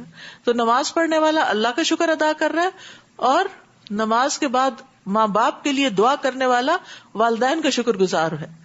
تو اپنی نماز کے بعد رب ارحمہما کما ربیانی صغیرہ کہنا نہ بھولیں۔ اور پھر یہاں خاص طور پر ماں کا ذکر کیا گیا کہ ماں نے تربیت میں زیادہ حصہ ڈالا، محنت مشقت کی، دن رات اس کے ساتھ جاگی تھکی تاکہ اولاد کو یاد دہانی رہے کہ والدین نے اس کے ساتھ کیا کیا احسان کیے ہیں۔ وَإِن جَاهَدَاكَ عَلَىٰ أَن تُشْرِكَ بِي مَا لَيْسَ لَكَ بِهِ عِلْمٌ فَلَا تُطِعْهُمَا، اور اگر وہ تجھ پر دباؤ ڈالے کہ تو میرے ساتھ کسی ایسی چیز کو شریک بنائے جس کا تجھے کچھ بھی علم نہیں تو ان کا کہنا نہ مان، البتہ دنیاوی معاملات میں ان سے بھلائی کے ساتھ رفاقت کرنا، مگر پیروی اس شخص کی راہ کی کرنا جس نے میری طرف رجوع کیا ہو، پھر تمہیں میرے ہی پاس لوٹ کر آنا ہے تو میں تمہیں بتا دوں گا کہ تم کیا کرتے تھے۔ یا بنیا، پھر یا بنیا کہتے ہیں۔ سبحان اللہ، جب تک بچوں کو آپ پیار نہ دیں، آپ ان کو اعتماد نہ دیں، آپ ان کو کانفیڈینس نہ دیں تو آپ کی بات نہیں سنتے۔ اس لیے یہ کہنا بچے سنتے نہیں ہر ماں کا تکیہ کلام بن چکا ہے۔ تو ان ماؤں سے پوچھا جائے آپ سناتے کیسے ہیں کہ وہ نہیں سنتے؟ آپ کے بچے ہیں، آپ نے پیدا کیا، وجہ معلوم کرے کیوں نہیں سن رہے۔ کہیں ایسا تو نہیں کہ آپ کا کوئی طرز عمل ان کو اریٹیٹ کر رہا ہو، یا آپ کا بلانے کا یا نصیحت کرنے کا انداز، کیونکہ بچے بعض اوقات ماں باپ کو اوائڈ کیوں کرتے ہیں کہ یہ جب ہمیں دیکھیں گے کوئی نصیحت کریں گے تو وہ ہر وقت کی نصیحتیں نہیں سننا چاہتے، تو آتے ہیں اور اپنے کمرے میں بند ہو جاتے ہیں۔ جب آپ جاگتے ہیں تو وہ سوتے ہیں، اور جب آپ سوتے ہیں تو وہ جاگتے ہیں۔ یہ اسکیپ کا طریقہ ہے ماں باپ سے، کیونکہ ماں باپ سے محبت نہیں ملتی، صرف تانے ملتے ہیں۔ ماں باپ سے کوئی شفقت نہیں ملتی، صرف تنقید ملتی ہے۔ پیارے بیٹے، اگر تیرا عمل رائی کے دانے برابر بھی ہو، خواہ وہ کسی چٹان میں ہو یا آسمانوں میں ہو یا زمین میں، اللہ اسے نکال لائے گا۔ اللہ یقیناً باریک بین اور باخبر ہے۔ سبحان اللہ، کس طرح بچے کو اللہ کے بھرپور علم، کامل علم کا یقین دلایا، ایمان مضبوط کیا اللہ تعالیٰ کی صفات کا ذکر کر کے۔ تو یاد رکھیے کہ بچوں کو توحید سکھانی چاہیے، اللہ کی پہچان دینی چاہیے، اللہ تعالیٰ کے نام سکھانے چاہیے، اللہ تعالیٰ کی صفات کے بارے میں بتانا چاہیے۔ جیسے ایک موقع پر نبی صلی اللہ علیہ وسلم نے حضرت ابن عباس کو چند کلمات سکھائے تھے، جن میں یہ بھی تھا، جان رکھو کہ اگر ساری دنیا مل کر تمہیں کوئی نفع پہنچانا چاہے تو کچھ نفع نہیں پہنچا سکتی سوائے اس کے جو اللہ نے تمہارے لیے لکھ دیا، اور اگر سب مل کر تمہیں کوئی نقصان دینا چاہے کوئی نقصان نہیں دے سکتے سوائے اس کے جو اللہ نے تمہارے لیے لکھ دیا۔ قلم اٹھا لیے گئے، صحیفے خشک ہو گئے۔ سبحان اللہ، یہ بات سنتے انسان کے اوپر سے پہاڑوں جیسا بوجھ ہٹ جاتا ہے کہ کوئی نقصان نہیں دے سکتا، کچھ نہیں ہوتا۔ کتنی تسلی آ جاتی ہے انسان کو۔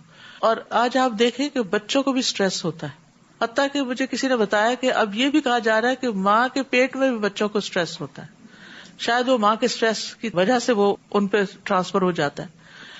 اور چھوٹے چھوٹے بچے بعض اوقات اتنے بلینک ہوتے ہیں، اسمائل نہیں کرتے، بات نہیں کرتے، کنیکٹ نہیں کرتے آپ سے، کیونکہ سٹریس میں ہوتے ہیں۔ تو اس سارے سٹریس کو دور کرنے کے طریقے بھی آپ کو پتا ہونے چاہیے، اور ان میں سے ایک یہ کہ خاص طور پر بچے جب اسکول میں بلی ہوں تو اس وقت ان کو جو ایمان ہے وہ اسٹرانگ کرے گا، اور جب وہ اسٹرانگ ہوں گے تو پھر وہ بلی نہیں ہو سکتے، پھر وہ اس کا مقابلہ بھی کر لیتے ہیں۔ وہ کیوں ڈرے ڈرے رہتے ہیں؟ کیونکہ انہیں اپنے دین پر خود یقین نہیں ہوتا، وہ شرمندہ ہوتے ہیں، لہٰذا وہ دوسروں سے چھپتے پھرتے ہیں، اور جو طاقتور ہوتے ہیں وہ کمزوروں کو اور آ کے دباتے ہیں۔ تو اس لیے یہاں بھی بہت زبردست تلقین کی گئی ہے کہ نفع نقصان صرف اللہ کے ہاتھ میں، کسی انسان سے مت ڈرو۔ اے پیارے بیٹے، یا بنیا، ہر دفعہ جب خطاب کر رہے ہیں یا بنیا ہی کہہ کے کر رہے ہیں۔ ہم نے کبھی کہا ہے میرے پیارے بچے؟ ہم کیوں نہیں کہتے؟ ہم کہتے پھر یہ بگڑ جائیں گے، پھر یہ اسپائل ہو جائیں گے اگر ہم نے بہت پیار کا مظاہرہ کیا. حالانکہ پیار سے بات کرنے سے دل قریب آتے ہیں، اور دل قریب آئے تو ان پہ نصیحت زیادہ اثر کرتی ہے. یا بنیا اقم الصلاۃ، اے پیارے بیٹے نماز قائم کرو. کتنی دفعہ نماز کے لیے کہتے ہوئے آپ نے یہ لفظ بولے ہوں؟ شاید ایک دفعہ بھی نہیں. نیکی کا حکم دو اور برے کاموں سے منع کرو. امر بالمعروف بھی بچپن میں ہی سکھا دینا چاہیے. اچھے برے کی پہچان دینے کے ساتھ اچھے برے کی دوسروں کو بھی آگے وہ پہچان ٹرانسفر کریں. اور برے کام سے منع کرو. اگر تجھے کوئی تکلیف پہنچے تو اس پہ صبر کرو. بچوں کو صبر بھی سکھانا چاہیے. تکلیفوں سے آپ ان کو نہیں بچا سکتے. بہت سی تکلیفیں آپ کے بچانے کے باوجود بھی ان کو لگ جائیں گی. بیمار ہو جائیں گے، کوئی چوٹ لگ جائے گی، بخار ہو جائے گا. یعنی ہم تکلیفوں سے بچوں کو بچا نہیں سکتے، تو پھر ان کو سہنا آنا چاہیے، صبر کرنا آنا چاہیے. بلا شبہ یہ سب باتیں بڑی ہمت کے کام ہیں.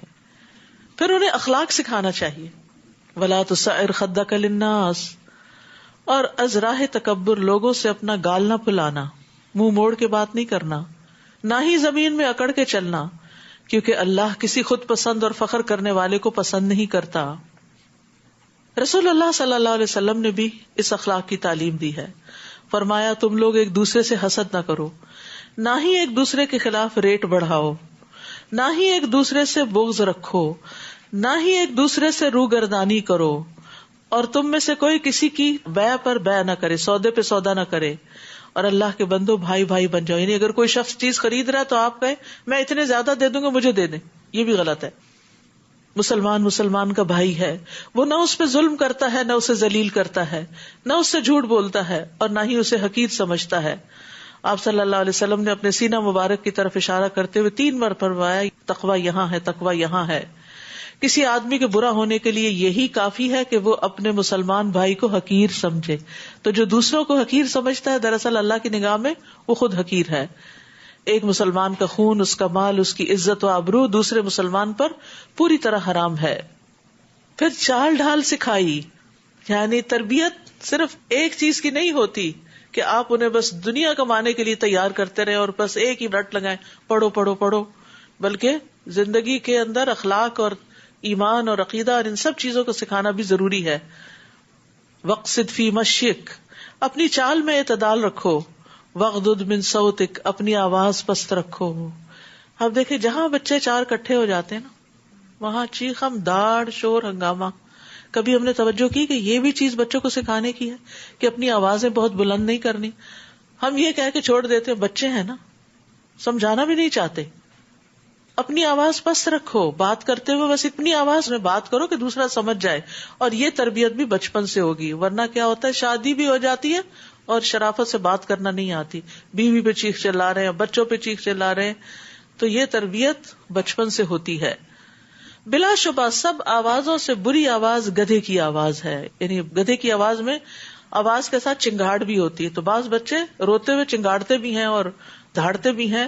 تو ان چیزوں سے بھی منع کرنا چاہیے اور ان کو بتانا چاہیے کہ گدھا ایسے کرتا ہے، تم نے ایسے نہیں کرنا. نبی صلی اللہ علیہ وسلم کو بہترین اخلاق کیا تھا کہ وہ بازاروں میں شور نہیں مچاتے تھے، برائی کا بدلہ برائی سے نہیں دیتے تھے، بلکہ معاف کر دیتے، درگزر فرماتے تھے. الم تروا ان اللہ سخر لکم ما فی السماوات و ما فی الارض، کیا تم دیکھتے نہیں کہ جو کچھ آسمانوں اور جو کچھ زمین میں ہے سب اللہ نے تمہارے لیے مسخر کیا ہے، اور اس نے اپنی تمام ظاہری اور باطنی نعمتیں تم پر پوری کر دی ہیں. اس کے باوجود لوگوں میں کوئی ایسا ہے جو اللہ کے بارے میں جھگڑتا ہے، جبکہ اس کے پاس نہ علم ہے، نہ ہدایت، اور نہ کوئی روشنی دکھانے والی کتاب. ظاہری نعمتیں کیا ہیں؟ جیسے تندرستی ہے، مال و دولت ہے، گھر بار ہے، اولاد ہے. اور باطنی نعمت وہ جن پہ اللہ نے پردہ ڈالا ہوا ہے، ہمیں نظر ہی نہیں آتی. اور اسی طرح دل کے اندر کا چین اور سکون جو لوگوں کو نظر نہیں آتا. اور جب انہیں کہا جاتا ہے کہ جو کچھ اللہ نے نازل کیا ہے اس کی پیروی کرو، یعنی قرآن و سنت کی پیروی کرو، تو کہتے نہیں، بلکہ ہم تو اسی چیز کی پیروی کریں گے جس پر ہم نے اپنے آباء و اجداد کو پایا ہے. وہی پرانا قصہ. کیا یہ انہی کی پیروی کریں گے خواہ شیطان انہیں دوزخ کے عذاب کی طرف بلاتا رہا ہو؟ اور جو شخص اپنا چہرہ اللہ کے آگے جھکا دے اور وہ نیکوکار ہو تو اس نے یقیناً ایک مضبوط حلقے کو تھام لیا، مضبوط کنڈا اس کے ہاتھ میں آ گیا، اور سب کاموں کا انجام تو اللہ ہی کی طرف ہے۔ اور جس نے کفر کیا تو اس کا کفر آپ کو غمزدہ نہ کرے، انہیں ہماری طرف ہی آنا ہے، پھر ہم انہیں بتا دیں گے جو کچھ وہ کرتے رہے۔ اللہ تعالیٰ یقیناً دلوں کے راز تک جانتا ہے۔ نمتعہم قلیلا ثم نضطرہم الی عذاب غلیظ، ہم انہیں تھوڑی مدت تک مزہ کرنے کا موقع دے رہے ہیں، پھر انہیں بے بس کر کے سخت عذاب کی طرف کھینچ لائیں گے۔ اور اگر آپ ان سے پوچھیں کہ آسمانوں اور زمین کو کس نے پیدا کیا تو فوراً کہیں گے کہ اللہ نے۔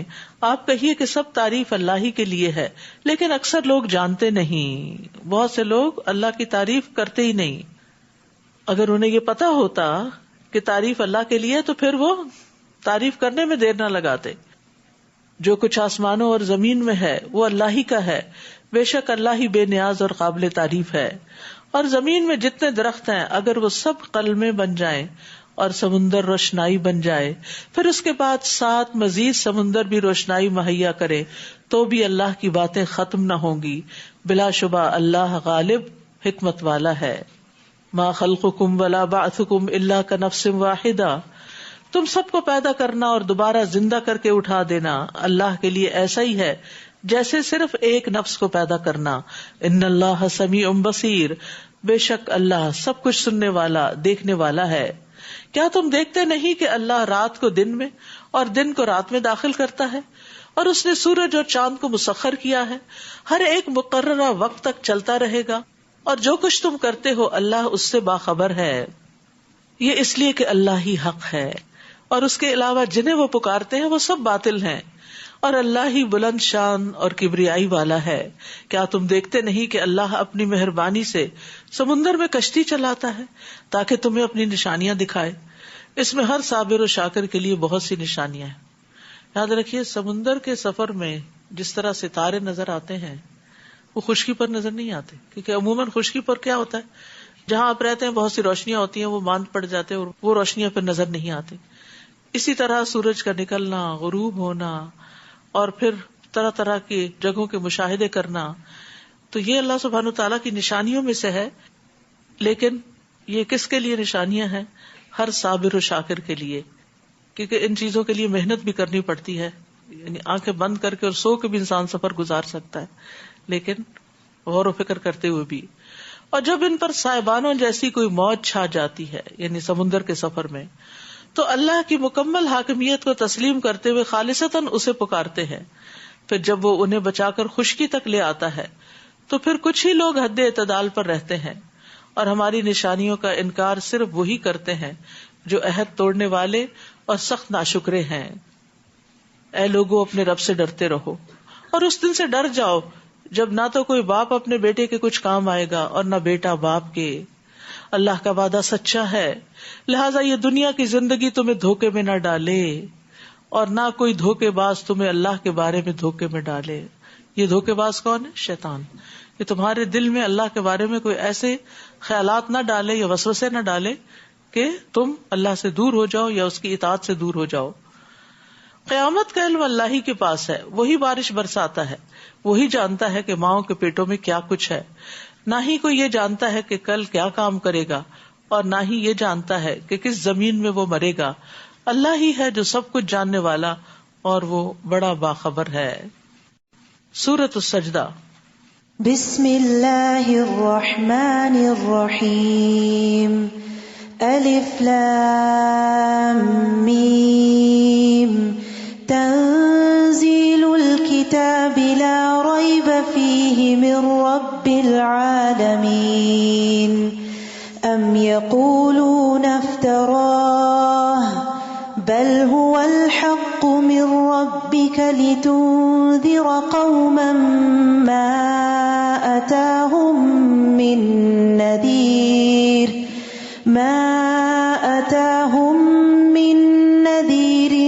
من قبلك لعلهم يهتدون۔ شروع کرتی ہوں اللہ کے نام سے جو بے انتہا مہربان نہایت رحم فرمانے والا ہے۔ نبی صلی اللہ علیہ وسلم اس وقت تک نہیں سوتے تھے جب تک سورۃ السجدہ اور تبارک الذی بیدہ الملک نہ پڑھ لیتے۔ اسی طرح نبی صلی اللہ علیہ وسلم جمعے کے دن فجر کی نماز میں سورۃ السجدہ اور سورۃ الدہر پڑھا کرتے تھے. الف لام میم تنزیل الکتاب لا ریب فیہ من رب العالمین. الف لام میم، اس بات میں کوئی شک نہیں کہ یہ کتاب یعنی قرآن رب العالمین کی طرف سے نازل شدہ ہے. کیا وہ یہ کہتے ہیں کہ اس نبی نے اس قرآن کو خود ہی گھڑ لیا ہے؟ بات کیوں نہیں، بلکہ یہ آپ کے رب کی طرف سے حق ہے، تاکہ آپ اس قوم کو ڈرائیں جن کے پاس آپ سے پہلے کوئی ڈرانے والا نہیں آیا، شاید وہ ہدایت پا جائیں. اللہ ہی ہے جس نے آسمانوں، زمین اور جو کچھ ان کے درمیان ہے سب کچھ 6 دنوں میں پیدا کیا، پھر عرش پر قائم ہوا. اس کے سوا تمہارا نہ کوئی سرپرست ہے اور نہ سفارشی. کیا تم کوئی سبق حاصل نہیں کرتے؟ وہی آسمان سے زمین تک کے انتظام کی تدبیر کرتا ہے. پھر ایک روز جس کی مقدار تمہارے حساب سے 1000 سال ہے، وہی انتظام اس کی طرف اٹھ جائے گا. یہ اللہ ہے جو ہر پوشیدہ اور ظاہر بات کا جاننے والا ہے، وہ سب پر غالب اور رحم کرنے والا ہے. قرآن و سنت سے ہمیں دنوں کی جو لینتھ ہے اس کے ڈفرنٹ ٹائمنگز پتہ چلتے ہیں. قیامت کا دن 50,000 سال کے برابر ہے، اور فرشتے جس طرح آسمان و زمین کے بیچ میں آتے جاتے ہیں، اگر انسان کو آنا جانا پڑے تو اس کو 1000 سال لگ جائیں. جس نے جو چیز بھی بنائی، یعنی اللہ عالم الغیب والشہادہ عزیز الرحیم، جس نے جو چیز بھی بنائی خوب بنائی، اور انسان کی تخلیق کی ابتدا گارے سے کی، پھر اس کی نسل کو حقیر پانی کے خلاصے سے چلایا، پھر اسے رحم مادر میں درست کیا اور اس میں اپنی پیدا کی ہوئی روح پھونکی، اور تمہارے کان، آنکھیں اور دل بنائے. تم کم ہی شکر ادا کرتے ہو، یعنی تم اپنی جسمانی قوتوں سے بھرپور فائدہ نہیں اٹھاتے. تو ہمیں اللہ سے اپنے بدن کی عافیت بھی مانگنی چاہیے. اللہم عافنی فی بدنی، اللہم عافنی فی سمعی، اللہم عافنی فی بصری، لا الہ الا انت. اے اللہ مجھے میرے بدن میں عافیت عطا کر، مجھے میری سماعت میں عافیت عطا فرما. اے اللہ مجھے میری بصارت میں عافیت عطا فرما، تیرے علاوہ کوئی اور معبود نہیں. اسی طرح بدنی نعمتوں سے فائدہ اٹھانے کی دعا کرنی چاہیے کہ اللہ ہم اپنے جسم سے بھرپور فائدہ اٹھاتے رہے، دنیا کے کام کاج بھی کرے اور اپنی آخرت کے لیے بھی نیک عمل زیادہ سے زیادہ کرے. کیونکہ جب انسان کی ہیلتھ اچھی نہیں ہوتی تو پھر انسان کچھ کرنے کے قابل نہیں ہوتا، حتیٰ کہ نماز روزے سے بھی عاجز آ جاتا ہے. کسی کی خدمت کرنا تو دور کی بات ہوئی. تو ابو ہریرہ سے روایت ہے کہ رسول اللہ صلی اللہ علیہ وسلم یہ دعا کرتے تھے، اللہم متعنی بسمعی وبصری واجعلہم الوارث منی وانصرنی علی من یظلمنی وخذ منہ بثأری. اے اللہ مجھے میری سماعت اور میری بصارت سے فائدہ پہنچا، انہیں میرا وارث کر دے، یعنی میں مر بھی جاؤں تو ان کے ذریعے جو میں نے کام کیا وہ بعد میں بھی صدقہ جاریہ بنے، اور اسی طرح یہ کہ میری زندگی تک انہیں باقی رکھ، اور مجھ پر جو ظلم کرے اس کے خلاف میری مدد فرما اور اس سے میرا بدلہ لے لے، یعنی میں اپنے معاملات تیرے سپرد کرتا ہوں. وَقَالُوا إِذَا ضَلَلْنَا فِي الْأَرْضِ أَإِنَّا لَفِي خَلْقٍ جَدِيدٍ. یہ لوگ کہتے ہیں جب ہم مٹی میں مل جائیں گے تو کیا از سر نو پیدا کیے جائیں گے. حقیقت یہ ہے کہ یہ لوگ اپنے رب کی ملاقات ہی کے منکر ہے. آپ ان سے کہہ دیجئے کہ موت کا جو فرشتہ تم پر مقرر ہے وہ تمہاری روح قبض کر لے گا. اللہ اکبر. ہم سب کی موت کا بھی وقت اور جس نے جان نکالنی ہے وہ طے ہو چکا ہے. پھر تم اپنے رب کی طرف لوٹائے جاؤ گے، اور کاش آپ دیکھیں جب مجرم اپنے رب کے حضور سر جھکائے کھڑے ہوں گے اور کہیں گے اے ہمارے رب، ہم نے سب کچھ دیکھ لیا اور سن لیا، لہٰذا ہمیں دوبارہ واپس بھیج دیجئے کہ ہم اچھے عمل کریں، اب ہمیں یقین آ گیا ہے. آپ دیکھیں کہ رات سوتے وقت انسان اگر یہ سورت پڑھے اور ان معانی کو جانے تو دل پہ عجب اثر ہوتا ہے.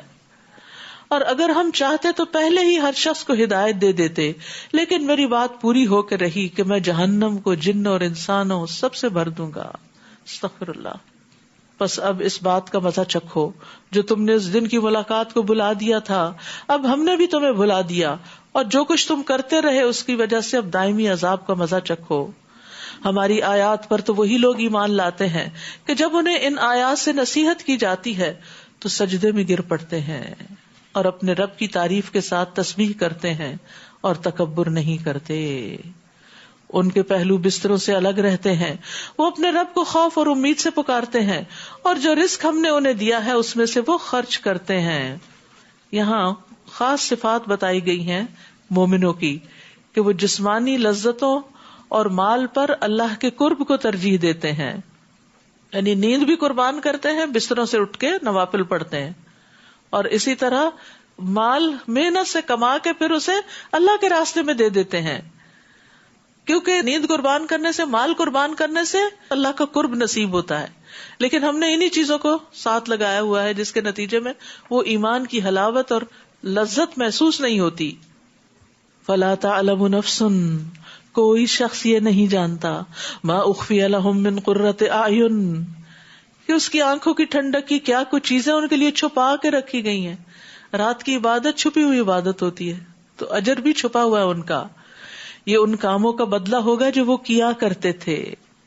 تو چھپا کر کیے گئے اعمال کے بدلے میں مخفی نعمتیں ان کو ملیں گی جن کو کسی نے دیکھا ہی نہیں, نہ کسی آنکھ نے دیکھا, نہ کسی دل میں ان کا خیال گزرا, بالکل یونیک. تو یاد رکھیے جو اعلیٰ درجے کی جنت ہے نا, وہ اعلیٰ درجے کے جنتیوں کے لیے ہے, اس کا کسی اور کو نہیں پتا, کوئی اور نہیں اسے دیکھے گا. موسیٰ علیہ السلام نے رب سے پوچھا جنت میں سب سے کم درجے کا جنتی کون ہوگا, تو اعلیٰ کا پھر آپ اندازہ لگائیں. اللہ نے فرمایا وہ آدمی ہوگا جو تمام اہل جنت کو جنت میں بھیج دیے جانے کے بعد آئے گا, سب جا چکے ہوں گے, وہ آخری ہوگا. اس سے کہا جائے گا تم بھی جنت میں داخل ہو جاؤ. وہ کہے گا میرے رب کیسے, لوگ اپنی اپنی منزلوں پہ قیام پذیر ہو چکے ہیں, جو لینا تھا سب لے چکے ہیں. تو اس سے کہا جائے گا کیا تم اس پر راضی ہوگے کہ تمہیں دنیا کے بادشاہوں میں سے کسی بادشاہ کے ملک کے برابر کوئی ملک مل جائے؟ وہ کہے گا رب میں راضی ہوں. اللہ فرمائے گا وہ ملک تمہارا ہوگا, پھر اتنا, پھر اتنا, پھر اتنا, پھر اتنا, 5 بار اور بھی. وہ کہے گا میرے رب میں راضی ہو گیا. اللہ تعالیٰ فرمائے گا یہ سب بھی تیرا اور اس سے 10 گنا زیادہ بھی تیرا, اور وہ سب بھی تیرا جو تیرا دل چاہے اور جو تیری آنکھوں کو بھائے. وہ کہے گا رب میں راضی ہو گیا. پھر موسیٰ علیہ السلام نے کہا اے رب, تو وہ جو سب سے اونچے درجے کا, آخری بندے کا یہ سب کچھ ہے, تو سب سے بڑے درجے والے کا. اللہ تعالیٰ نے فرمایا یہی لوگ ہیں جو میری مراد ہیں, ان کی عزت و کرامت کو میں نے اپنے ہاتھوں سے کاشت کیا اور ان پہ مہر لگا دی. عزت کا وہ مقام نہ کسی آنکھ نے دیکھا ہے, نہ کان نے سنا ہے, نہ کسی انسان کے دل میں اس کا خیال تک گزرا ہے. آپ نے فرمایا اس کا مصداق اللہ تعالیٰ کی اس کتاب میں موجود ہے, فلا تعلم نفس ما اخفی لہم من قرۃ اعین. لیکن ان بلند درجوں تک پہنچنے کے لیے پھر راتوں کی نیند قربان کرنا اور دن کو صدقہ خیرات کرنا اور اپنے آپ کو بھی کھانے پینے سے محروم رکھنا, کچھ قربانیاں کرنا ضروری ہوتا ہے. اس کے علاوہ یہ بات بھی یاد رکھیے کہ ہمیں ہمیشہ جنت الفردوس مانگنی چاہیے, جو جنت کا اعلیٰ اور افضل حصہ ہے. اللہم انی اسألک الجنت الفردوس واعوذ بک من النار. کیا مومن ایسے ہی ہوتا ہے جیسے فاسق؟ مومن اور نافرمان دو ایک جیسے نہیں ہوتے, یہ دونوں برابر نہیں ہو سکتے. جو لوگ ایمان لائے اور نیک اعمال کیے ان کی قیام گاہ باغات ہوں گے, یہ ان کے اعمال کے صلے میں ان کی مہمانی ہوگی. اور جو نافرمان ہیں ان کا ٹھکانہ دوزخ ہوگا, جب بھی وہ اس سے نکلنا چاہیں گے اسی میں لوٹا دیے جائیں گے, اور انہیں کہا جائے گا اب اس آگ کے عذاب کا مزہ چکھو جسے تم جھٹلایا کرتے تھے, اور ہم انہیں قیامت کے بڑے عذاب سے پہلے ہلکے عذاب کا مزہ بھی ضرور چکھائیں گے, شاید کہ وہ اپنی روش سے باز آ جائیں. اس سے مراد دنیا میں ہی آنے والی تکلیفیں, کیونکہ لعلہم یرجعون, تاکہ وہ بری روش سے باز آ جائیں. تو انسان پر مصیبتیں وغیرہ کیوں آتی ہیں؟ تاکہ انسان اپنی اصلاح کر لے. اور اس شخص سے بڑھ کر ظالم کون ہوگا جسے اس کے رب کی آیات سے نصیحت کی جائے پھر وہ اس سے منہ موڑ لے. ہم یقیناً ایسے مجرموں سے انتقام لے کر رہیں گے. ہم نے موسیٰ کو کتاب دی تھی, لہٰذا اے نبی آپ کو اس کتاب کے ملنے میں شک نہ رہنا چاہیے, اور یہ کتاب بنی اسرائیل کے لیے ہدایت تھی, یعنی توراہ. جب انہوں نے مصائب پر صبر کیا تو ہم نے ان میں سے کئی ایسے پیشوا بنا دیے جو ہمارے حکم سے ان کی رہنمائی کرتے تھے, اور یہ لوگ ہماری آیات پر یقین رکھتے تھے. تو یاد رکھیے لیڈرشپ کی بہت اہم کوالٹی ہے صبر. صبر کے بغیر کوئی لیڈر نہیں ہو سکتا, کیونکہ اس میں انسان کو بہت سے مشکل مراحل سے گزرنا پڑتا ہے. آپ کا رب قیامت کے دن یقیناً ان لوگوں میں ان باتوں کا فیصلہ کر دے گا جن میں وہ اختلاف کرتے تھے. کیا انہیں اس بات سے کچھ رہنمائی نہیں ملی کہ ان سے پہلے ہم کئی ایسی قوموں کو ہلاک کر چکے ہیں جن کے رہائشی مقامات پر آج یہ لوگ چل پھر رہے ہیں؟ اس میں بھی بہت سی نشانیاں ہیں, کیا یہ سنتے نہیں؟ یعنی پچھلی قوموں کے انجام سے بھی سبق حاصل کرنا چاہیے. کیا انہوں نے دیکھا نہیں کہ ہم پانی کو بنجر زمین کی طرف بہا لاتے ہیں جس سے ہم کھیتی پیدا کرتے ہیں، تو اس سے ان کے چوپائے بھی کھاتے ہیں اور وہ خود بھی کھاتے ہیں، کیا پھر یہ غور نہیں کرتے؟ یعنی غور کرتے رہیں تو اللہ کی طرف رجوع بھی کرتے رہیں. نیز کہتے ہیں اگر تم سچے ہو تو یہ فیصلہ کب ہوگا؟ کون سا؟ عذاب کا، یا پھر قیامت کب آئے گی؟ آپ ان سے کہیے جب فیصلے کا دن ہوگا. تو جن لوگوں نے کفر کیا ہے انہیں فیصلے کے دن ایمان لانا کچھ فائدہ مند نہ ہوگا اور نہ ہی انہیں کچھ مہلت دی جائے گی. فَأَعْرِضْ عَنْهُمْ وَانْتَظِرْ إِنَّهُمْ مُنْتَظِرُونَ. سو آپ ان سے اعراض کیجئے اور انتظار کیجئے، وہ بھی یقیناً انتظار کر رہے ہیں کہ کب فیصلہ ہوتا ہے. سورۃ الاحزاب. بسم اللہ الرحمن الرحیم. یا ایھا النبی اتق اللہ ولا تطع الکافرین والمنافقین ان اللہ کان علیما حکیما. اے نبی، اللہ سے ڈرتے رہیے اور کافروں اور منافقوں کا کہنا نہ مانیے، یعنی ان کے پریشر کو نہ لیجیے، کیونکہ وہ چاہتے تھے کہ آپ ہمارے طریقے پہ چلیں. اللہ تعالیٰ یقیناً سب کچھ جاننے والا اور حکمت والا ہے. اور یہی سبق ہم سب کے لیے ہے کہ جو لوگ اللہ سے دور ہیں، اللہ کے نافرمان ہیں، ان کی اطاعت نہ کریں. ہم سمجھتے ہیں کہ وہ شاید ہمارے فائدے کے لیے کچھ کہہ رہے ہیں ہمیں، جبکہ اللہ نے جو دیا ہے وہ زیادہ فائدے کا ہے، کیونکہ اللہ علم والا ہے، حکمت والا ہے.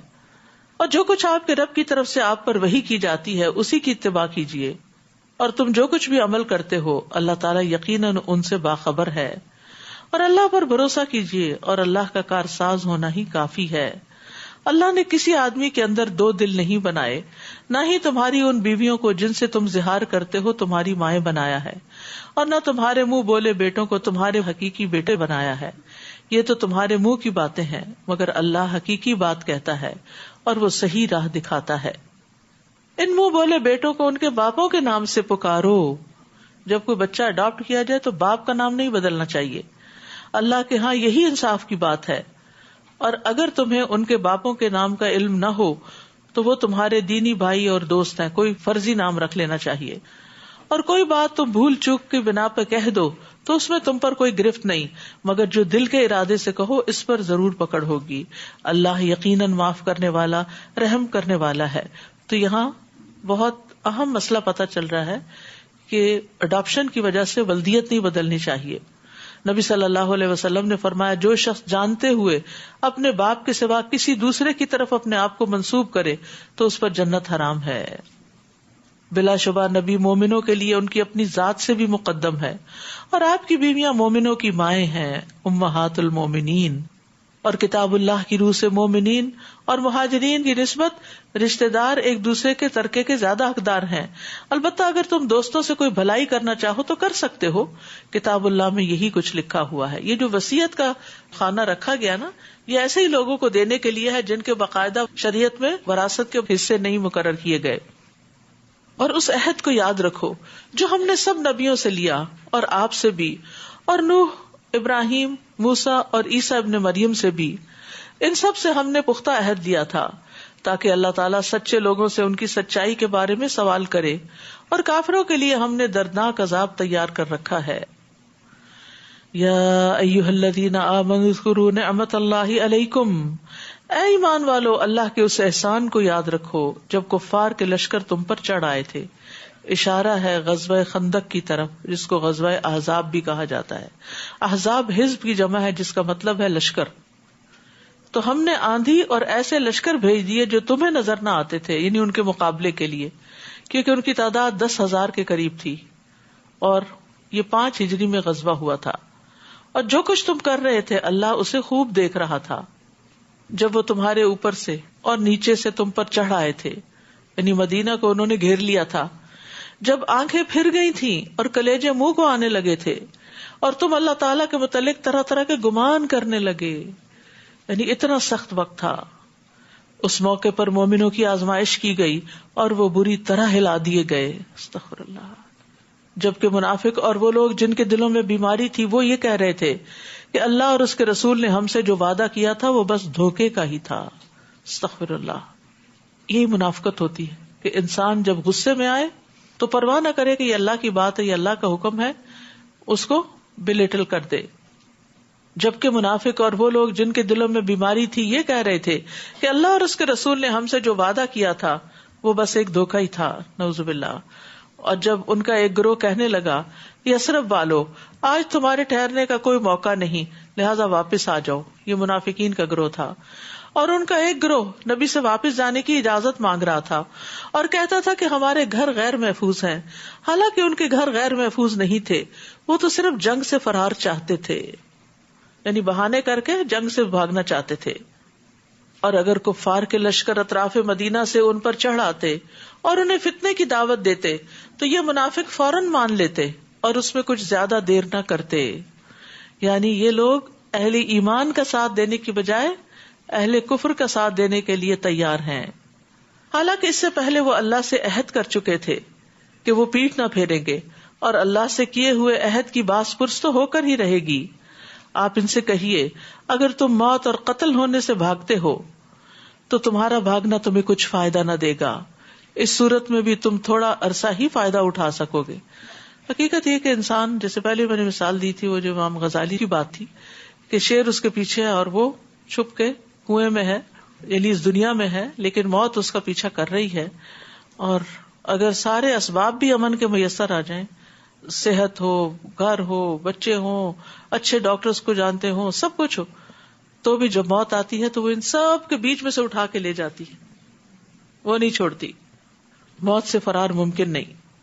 اور پھر مشکل یہ ہے نا کہ موت کے بعد ایک اور دنیا ہے، اگر اس کی تیاری نہیں کی، اس کو سجایا بنایا نہیں تو پھر وہ وقت کیسے گزرے گا؟ یہ نہیں پتا کہ کتنا عرصہ انسان کو اس حال میں رہنا پڑے۔ نوح علیہ السلام کے زمانے کے لوگ جو ہزاروں سال پہلے آئے تھے وہ بھی مر کے زمین میں ہیں، اور اس کے علاوہ جو ان سے پہلے تھے وہ بھی اور جو بعد میں تھے وہ بھی۔ اللہ تعالیٰ اس وحشت کو اور ان مرحلوں کو آسان کر دے، اور اس کے لیے ہمیں خاص دعائیں رو کر اللہ تعالیٰ سے کرنی چاہیے، اور تنہائی کے اوقات میں اور قبولیت کے اوقات میں، کیونکہ یہ سب سے مشکل مرحلے ہیں۔ آپ ان سے پوچھئے کہ اگر اللہ تمہیں تکلیف دینا چاہے تو کون ہے جو تمہیں اس سے بچا سکے، اور اگر اللہ تم پر مہربانی کرنا چاہے تو کون ہے جو اس سے روک سکے؟ اللہ کے مقابلے میں یہ لوگ نہ کوئی اپنا حامی پا سکتے ہیں اور نہ کوئی مددگار۔ اللہ تعالیٰ تم سے جہاد میں رکاوٹ ڈالنے والوں کو خوب جانتا ہے، اور ان کو بھی جو اپنے بھائیوں سے کہتے ہیں کہ ہمارے پاس آ جاؤ، اور جہاد میں یہ کم ہی حصہ لیتے ہیں۔ وہ تمہارا ساتھ دینے میں سخت بخیل ہیں، پھر جب جنگ کا خطرہ آ پڑتا ہے تو آپ دیکھتے ہیں کہ وہ آنکھیں پھیر پھیر کر آپ کی طرف یوں دیکھتے ہیں جیسے کسی پر موت کی غشی طاری ہو چکی ہو۔ پھر جب خطرہ دور ہو جاتا ہے تو اموال غنیمت کے انتہائی حریص بن کر تیز تیز زبانیں چلانے لگتے ہیں، اپنے کو ادھر ادھر کے کارنامے سنانے لگتے ہیں۔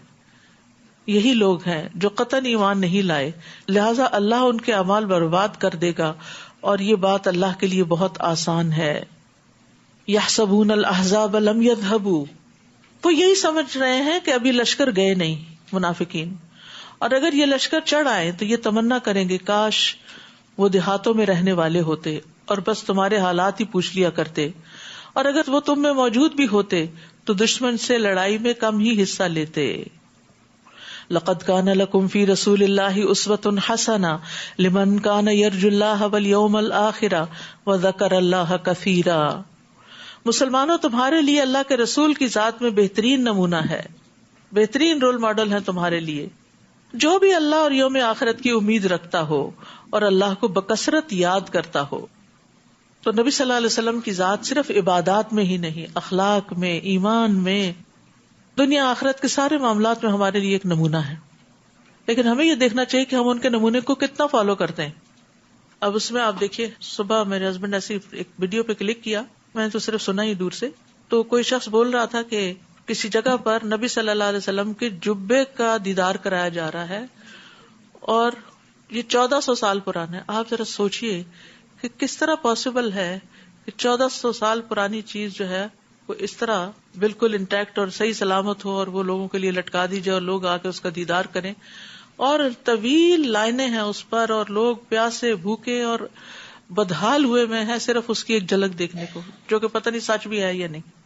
تو میں سوچ رہی تھی کہ اگر اس قوم کے اندر اتنی ہی اللہ کے رسول کی محبت ہے تو ان کے طریقوں کو کیوں نہیں فالو کرتے؟ کیا صحابہ کرام نے بھی آپ کا جبہ دیکھ کر محبت کا اظہار کیا تھا بس، یا آپ کے ایک ایک طریقے پہ چلتے تھے؟ ایک ایک چیز کو بہت سنجیدگی کے ساتھ لیتے تھے. تو جو شخص خوبصورت زندگی بسر کرنا چاہتا ہو اسے چاہیے کہ وہ رسول اللہ صلی اللہ علیہ وسلم کا ماڈل فالو کرے. تو ہر معاملے میں آپ کی اطاعت ضروری ہے. آپ نے فرمایا نماز اس طرح پڑھو جس طرح تم مجھے پڑھتے دیکھتے ہو. حج کے احکام مجھ سے سیکھ لو. اور ہمیں کسی بھی معاملے میں آپ کی مخالفت نہیں کرنی چاہیے. من رغب عن سنتی فلیس منی، جس نے میرے طریقے سے بے رغبتی کی وہ مجھ سے نہیں. ابو بکر کہتے ہیں میں کوئی چیز نہیں چھوڑوں گا جس پر رسول اللہ عمل کرتے تھے صلی اللہ علیہ وسلم، مگر میں اس پر عمل کروں گا. پس بے شک میں ڈرتا ہوں کہ اگر میں نے آپ کا طریقہ چھوڑ دیا تو میں سیدھے رستے سے بھٹک جاؤں گا. یاد رکھیے چھوٹی چھوٹی چیزوں میں بھی آپ کا انداز اختیار کریں. وَلَمَّا رَأَى الْمُؤْمِنُونَ الْأَحْزَابَ قَالُوا هَذَا مَا وَعَدَنَا اللَّهُ وَرَسُولُهُ وَصَدَقَ اللَّهُ وَرَسُولُهُ وَمَا زَادَهُمْ إِلَّا إِيمَانًا وَتَسْلِيمًا. اور جو مومنوں نے ان لشکروں کو دیکھا 10,000 کے قریب تھے اور سارا عرب اٹھ کے آ گیا تھا، تو لشکروں کو دیکھ کے کیا کہنے لگے؟ کتنی پازیٹیو بات ہے. یہ تو وہی بات ہے جس کا اللہ اور اس کے رسول نے ہم سے وعدہ کیا تھا کہ ایسا ہوگا. اس واقعے نے ان کے ایمان اور فرما برداری کو مزید بڑھا دیا. تو ہمیں بھی غور کرنا چاہیے کہ مشکل وقت ہمارے ایمان میں اضافہ کرتے ہیں یا پہلا بھی جاتا ہے. مومنوں میں سے کچھ ایسے لوگ ہیں جنہوں نے اللہ سے جو عہد کیا تھا اسے سچا کر دکھایا. ان میں سے کوئی تو اپنی ذمہ داری پوری کر چکا اور کوئی موقع کا انتظار کر رہا ہے، اور انہوں نے اپنے عہد میں کوئی تبدیلی نہیں کی. یہ سب کچھ اس لیے ہے تاکہ اللہ سچے لوگوں کو ان کے سچ کی جزا دے، اور منافقوں کو اگر چاہے تو عذاب دے یا پھر ان کی توبہ قبول کر لے. اللہ یقیناً معاف کر دینے والا اور رحم کرنے والا ہے. تو یاد رکھیے انسان اگر توبہ کرتا ہے تو پھر اسے توبہ کی قبولیت کی امید بھی رکھنی چاہیے. اور کیا امید رکھنی چاہیے؟ کہ اگر ہم اللہ سے توبہ کریں گے تو اللہ تعالیٰ توبہ قبول کرے گا. کیونکہ بہت سے لوگ جب وہ گناہوں کے بوجھ میں دب جاتے ہیں نا تو وہ یہ چیز بھول جاتے ہیں. وہ کہتے ہیں ہماری نہیں سنتا، ہمیں نہیں بخشے گا. نہیں، نہ اپنے بارے میں نہ کسی کے بارے میں ایسا منفی جملہ نکالے، قطعاً نہ یہ کہیں. کیونکہ یہ جو بخشش والا معاملہ ہے نا یہ سراسر اس کے اپنے ہاتھ میں، مالک یوم الدین ہے وہ. اور کفار کے لشکروں کو اللہ تعالیٰ نے ان کے غصے سمیت واپس لوٹا دیا. وہ آئے تھے مسلمانوں کو ختم کرنے، لیکن خود نقصان اٹھا کے واپس گئے، اور انہوں نے کوئی بھلائی حاصل نہ کی. اور لڑائی کے لیے مومنوں کی طرف سے اللہ ہی کافی ہو گیا، وہ یقیناً بڑی قوت والا زبردست ہے. یعنی مومنوں کو لڑنے کی ضرورت ہی پیش نہ آئی. اللہ نے ایسی ہوائیں بھیجی، ایسی آندھی چلی کہ جو ان کی رسیوں کو توڑ گئی جس سے انہوں نے جانوروں کو باندھا ہوا تھا، اور اسی طرح ان کی ہانڈیاں الٹ گئیں اور خیمے الٹ گئے، تتر بتر ہو کے رہ گیا سب کچھ.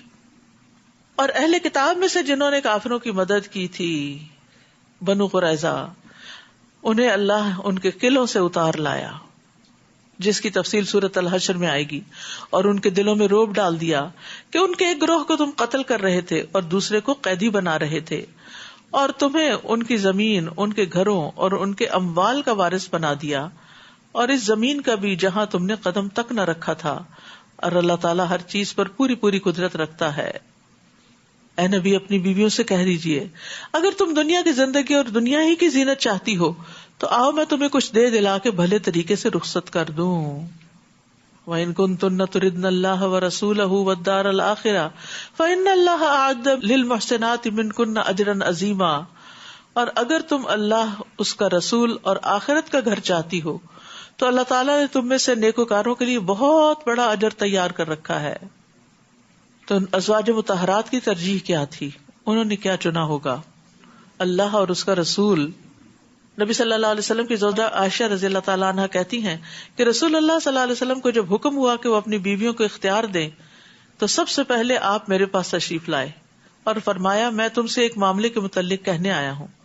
اس معاملے میں جلد بازی نہ کرنا بلکہ اپنے والدین سے مشورہ کر کے جواب دینا، کیونکہ آپ خوب جانتے تھے کہ ان کے والدین حضرت عائشہ کو نبی صلی اللہ علیہ وسلم سے الگ ہونے کا مشورہ کبھی نہیں دیں گے. چنانچہ آپ نے فرمایا اللہ عز و جل کا فرمان ہے یا ایھا النبی قل لازواجک ان کنتن تردن الحیات الدنیا وزینتها الی اجرا عظیما تک.